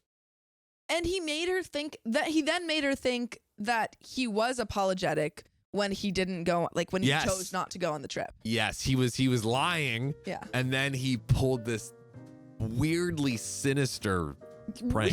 He knew So sinister. He knew how much this would hurt her. That's the thing. It wasn't like I can't even think of another example. It wasn't but like a freaking whoopee cushion under the chair. Yeah. This was psychological torture. Psychological torture. He made her think that she was crazy. 100%. And then made her doubt her self-confidence. And then made her feel like she was going to be unlovable. She said she was embarrassed to tell her husband about it. And now her self-confidence is like, we see that it is impacted because she's saying, oh, well, maybe I deserved this treatment. There's a certain chant that I'd like to chime in unison. Are you ready, Sophia? I'm ready. Divorce, divorce, divorce. That's it. Now. That's literally all we can say here. And to That's all maybe she wrote. very quickly answer this question. Yeah. When is it worth it to stand up for yourself? My No, God. Please. She hasn't stood up for herself yet. And I need her to. That's right. I mean, she did after with the bachelor party, but I need her to do it now because she doesn't deserve this treatment. You deserve to be So much far better. far away from this man. Far. You deserve a Jake, You deserve a Jake. not a Spencer. Reach. Ladies and gentlemen, I might have to dip out for this next story. Where you Only, going? to talk with the one and only Samuel Donner. Well, we got a call in. We got a call in? Yeah, it was about happy endings. Oh, man. I got you though. Here, Sophia, talk. Yes, maybe, Sophia, if you could read this next story, and then at the end of that, We could do the call-in? We could do the call-in. Okay. But let's get into this next story. Am I the a-hole for telling the bride I don't want to wear the bridesmaid's dress chosen for me? And again, this is to answer the question, when is it worth it to stand up for yourself? And Adventurous Lemon 197 says, I, 40 female, was invited to be a bridesmaid for my good friend, who I'll call Beth, 32 female. We've been friends for almost 8 years after we met at a support group. Whoa. So she was 24 and you were 32? Wow. I happily agreed to be Beth's bridesmaid and assumed I'd be one of many. However, Beth told me her friend just had a baby and her other friend will be having gallbladder surgery at that time, so it will only be me, her 3 younger sisters, and her sister-in-law. I was okay with this at first until I actually saw them. They look very, very young. They're all between 19 to 28. They're extremely slim. I look much older than all of them. That made me feel pretty uncomfortable. I don't know if this is right, unless OP's friend does something to make her feel uncomfortable or make her feel like if she picks a dress that makes her feel uncomfortable, that's a different story. But I think right now, I think you kind of have to push through just right now. Because if it's just a matter of, oh, some people are younger with me, people are friends with younger people all the time. Oh, yeah. I'm young and I'm friends with John. Yeah. No, I think right now I'm not seeing the issue, but maybe it'll arise later. Missed the old joke. On top of that, she allowed her sisters to choose the dress because I was not able to go with them to the appointment as it was too early for me. The girls chose the sexy, silky satin dress that looks very, very tight on their bodies, which on them looks fantastic as they are young with younger bodies, but on me, it will look terrible. I just know it will. Okay. Oh, I was very nice and told my friend that I'd like to choose a dress that would be more flattering to my body type, as I'm older and bigger than her sisters. It'd be the same color and fabric, just something I want. I think that's a more fair request to ask. Just saying, hey, if I could choose a dress that fits my body type. Yeah, of course, yeah. I think that's more fair. As long as it's the same color, I think it's okay. My friend was annoyed and said her sisters chose the dress themselves and had already purchased it. It's done. We went back and forth for several hours. I was trying to make her understand my point. I will be the oldest one there. Everyone's going to be looking at me and comparing me to her younger, slimmer sisters. I don't want that kind of attention. I don't know. It seems like she has a lot of insecurities. And I think it's totally fair for her to say, I'm not comfortable wearing that dress. But I think she's kind of leaning into those insecurities before. Yeah, Katie Lynn says she hasn't tried on the dress. It seems like she has like the anxiety and she's thinking about what other people will think of her when she's wearing it, but like it hasn't happened yet. Yeah, I definitely see some insecurities here. Yeah. I think, but Pamela Rojas says same color dress is the best option. I think not everyone has the same body type, which I agree. I think she should definitely have a right to choose the dress that fits her body type. But I think it's also a little bit, Elizabeth Miller says she seems a little self-conscious. Yeah. I don't know. It seems like she's making they're younger, I'm older, a bigger problem than it has to be. Yeah. Creature Blaze says, understand OP, but the way she's saying certain stuff is rubbing me the wrong way. No, I agree. That's why I'm like a little bit confused. Because on the one hand, again, I think she has a right to want to wear a dress that makes her comfortable. But she's also thinking up the worst scenarios. Mm-hmm. And none of it's happened yet. Yeah, that's where I'm at, I think. My friend was irritated and said that her fiance is also in his 40s and his 5 groomsmen are between 40 to 50 years of age. On top of that, her sister-in-law is actually 48. She just looks good for her age. Wow. That made me feel even worse. Oh no. She goes, everyone is different ages and sizes, and I need to let it go. I thought we were making some headway, and she was going to let me choose a different dress until she left a nasty voicemail early this morning. She told me to get the dress, or I can't be part of it anymore.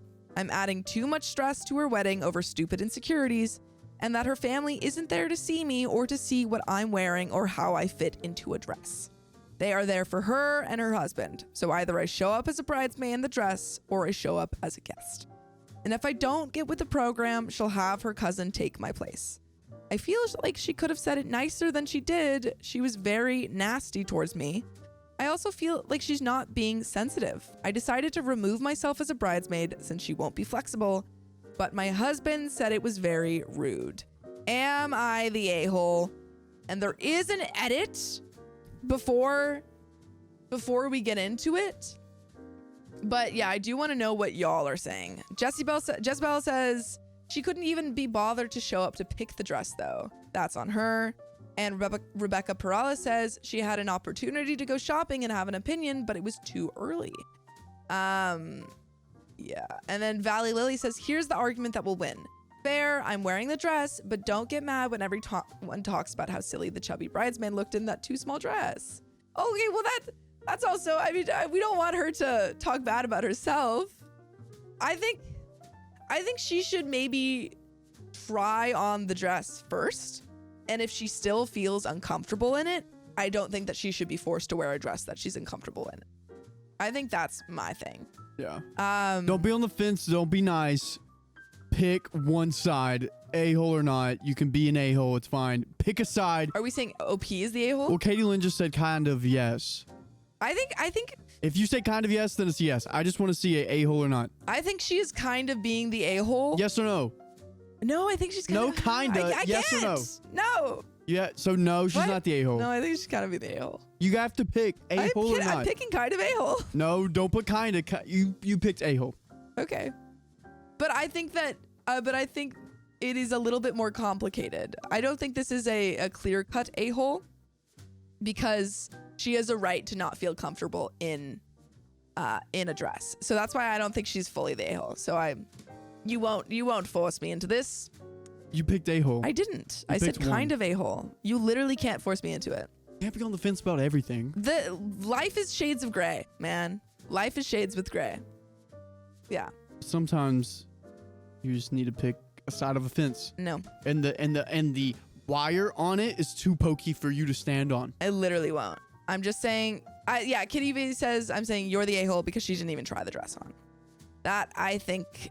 They said you're the a-hole. Boom. That's where I'm at, guys. This is where I'm at. I'm thinking she should try on the dress, and if she still feels uncomfortable, then she brings that up to the bride, and if the bride is like, too bad, then the bride's a little bit the a-hole.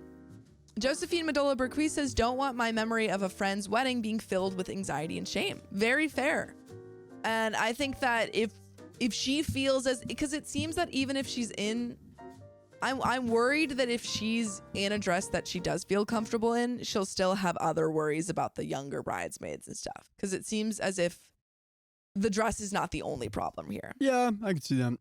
Yeah. But I think if she's not comfortable, then she just shouldn't agree to be a bridesmaid. I think that is the best solution if the bride is not willing to make concessions for her. Mm-hmm. Yeah. I think maybe I'm, you know what? I think I'm on everyone's a little bit the a-hole here. That is a thing that we can pick. Everyone is a little bit the a-hole here. That's what I'm saying. I'm putting that down. Yeah. But let's read this edit. Everyone's saying a-hole. All right, let's get into it. Edit. I am getting the same questions, so I will answer.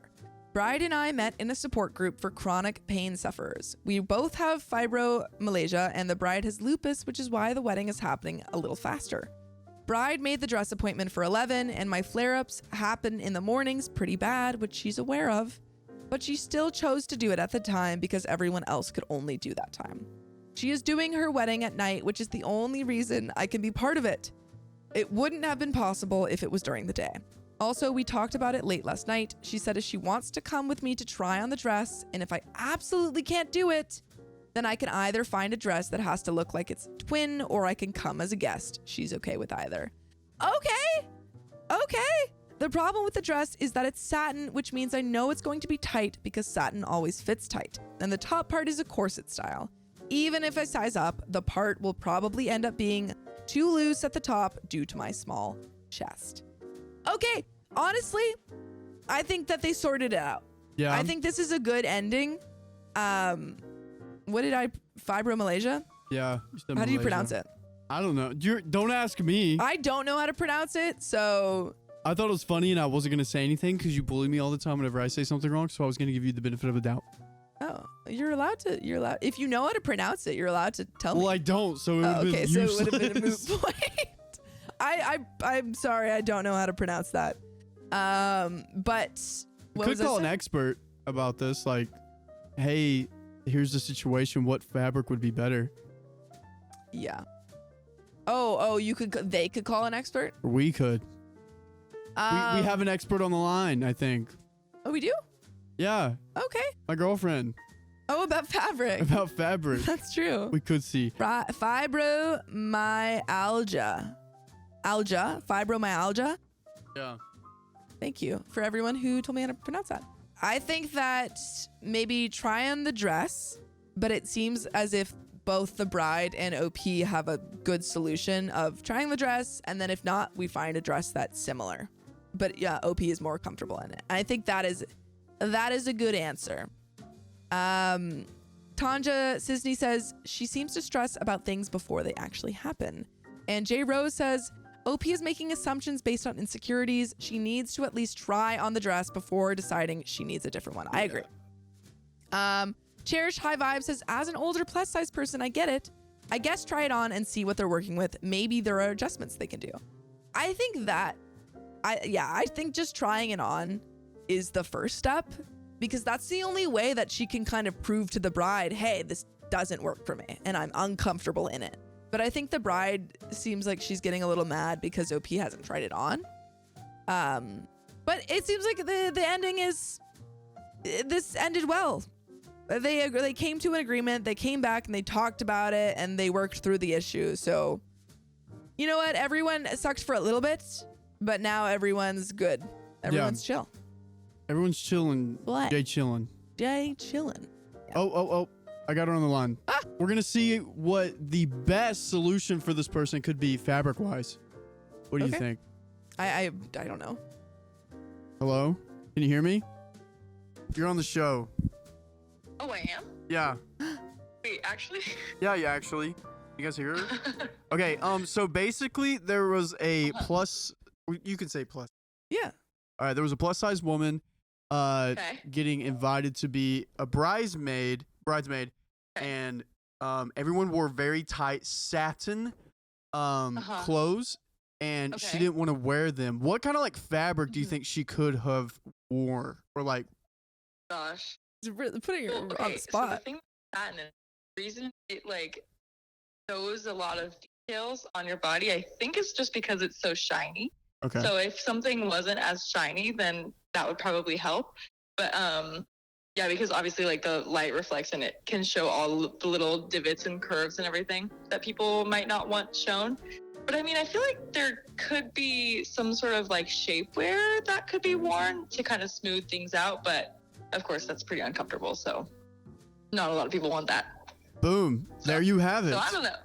So not shiny fabric. Not shiny fabric. Not shiny fabric. That's what I'm thinking. All right, cool. Thank you for your time. Excellent answer. Of course. All right. Bye, everyone. Goodbye. Brava. Yeah, no, I think if we're looking about how we fixing the solution of what dress, yeah, not satin. I was also going to say, because a lot of people were saying shapewear, but I think because she does have fibromyalgia. There we go. I believe. There we go. Shapewear. I don't know the exact like how that works or what kind of symptoms go along with that. Mm-hmm. But I don't know if that might be uncomfortable to wear if you have like physical pain. Yeah. So I think that possibly looking for a different fabric would be the solution. Would be the move. Yeah. All right. Yeah. Cool. Yeah. Do you want to hear about the Happy ending. the happy ending one?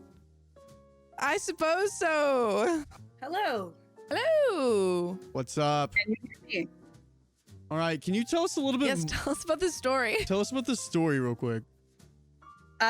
So when I was 19 in 2012, oh my God, Trixie, go away. Sorry, my dog. You're good. When I was like 19 in 2012, I was in esthetician school, and I'm going to tell my dog to stop. Trixie? The dog wants to be in the video. She's like, I want to be. She really here. does. She's a wiener dog too. Oh, adorable.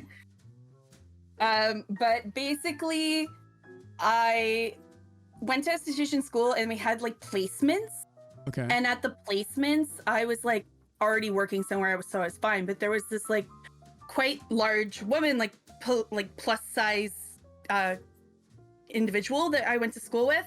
And when I say plus size, I mean she was very, very short, so it was like amplified. Oh. And one of the issues that she had was like finding accommodations for her size. So this place had reached out and said they'll take someone on, and so she went to the parlor, which is like an esthetician school. Yeah. Or esthetician, you know what I mean, like a beauty, like a spa. So she went there, and she said on her first day she was just doing laundry in the back, but then like she saw this little bell at the front and someone hit the bell, and then all the women lined up, and like the person who paid for it would just pick one and they would go in a room, and like that was it. And so like a couple weeks went by and she was telling me this every day, like, I'm uncomfortable, and like, you gotta get out of this. Oh yeah. Like, I'm like, you gotta get out of this. And she's like, oh, I'm gonna, I'm thinking about it, but they'll never want me anyway. Like, she thought it was like, she had like a confidence issue. I was always like, girl, you're better than you think. Yeah. But so one day she was there, and this was the quitting point. she basically went and was doing laundry, and she was at the front to go talk to her manager when someone dinged the bell, and the guy picked her. No. Yeah. And so she freaked out and threw the towel and was like, F this, and left. And I was like, when she told me the next day, I was like, girl, you, like, oh my God. That's why. Oh my God, you dodged a bullet. Like, you needed to leave earlier, but holy crap. Did she like report them?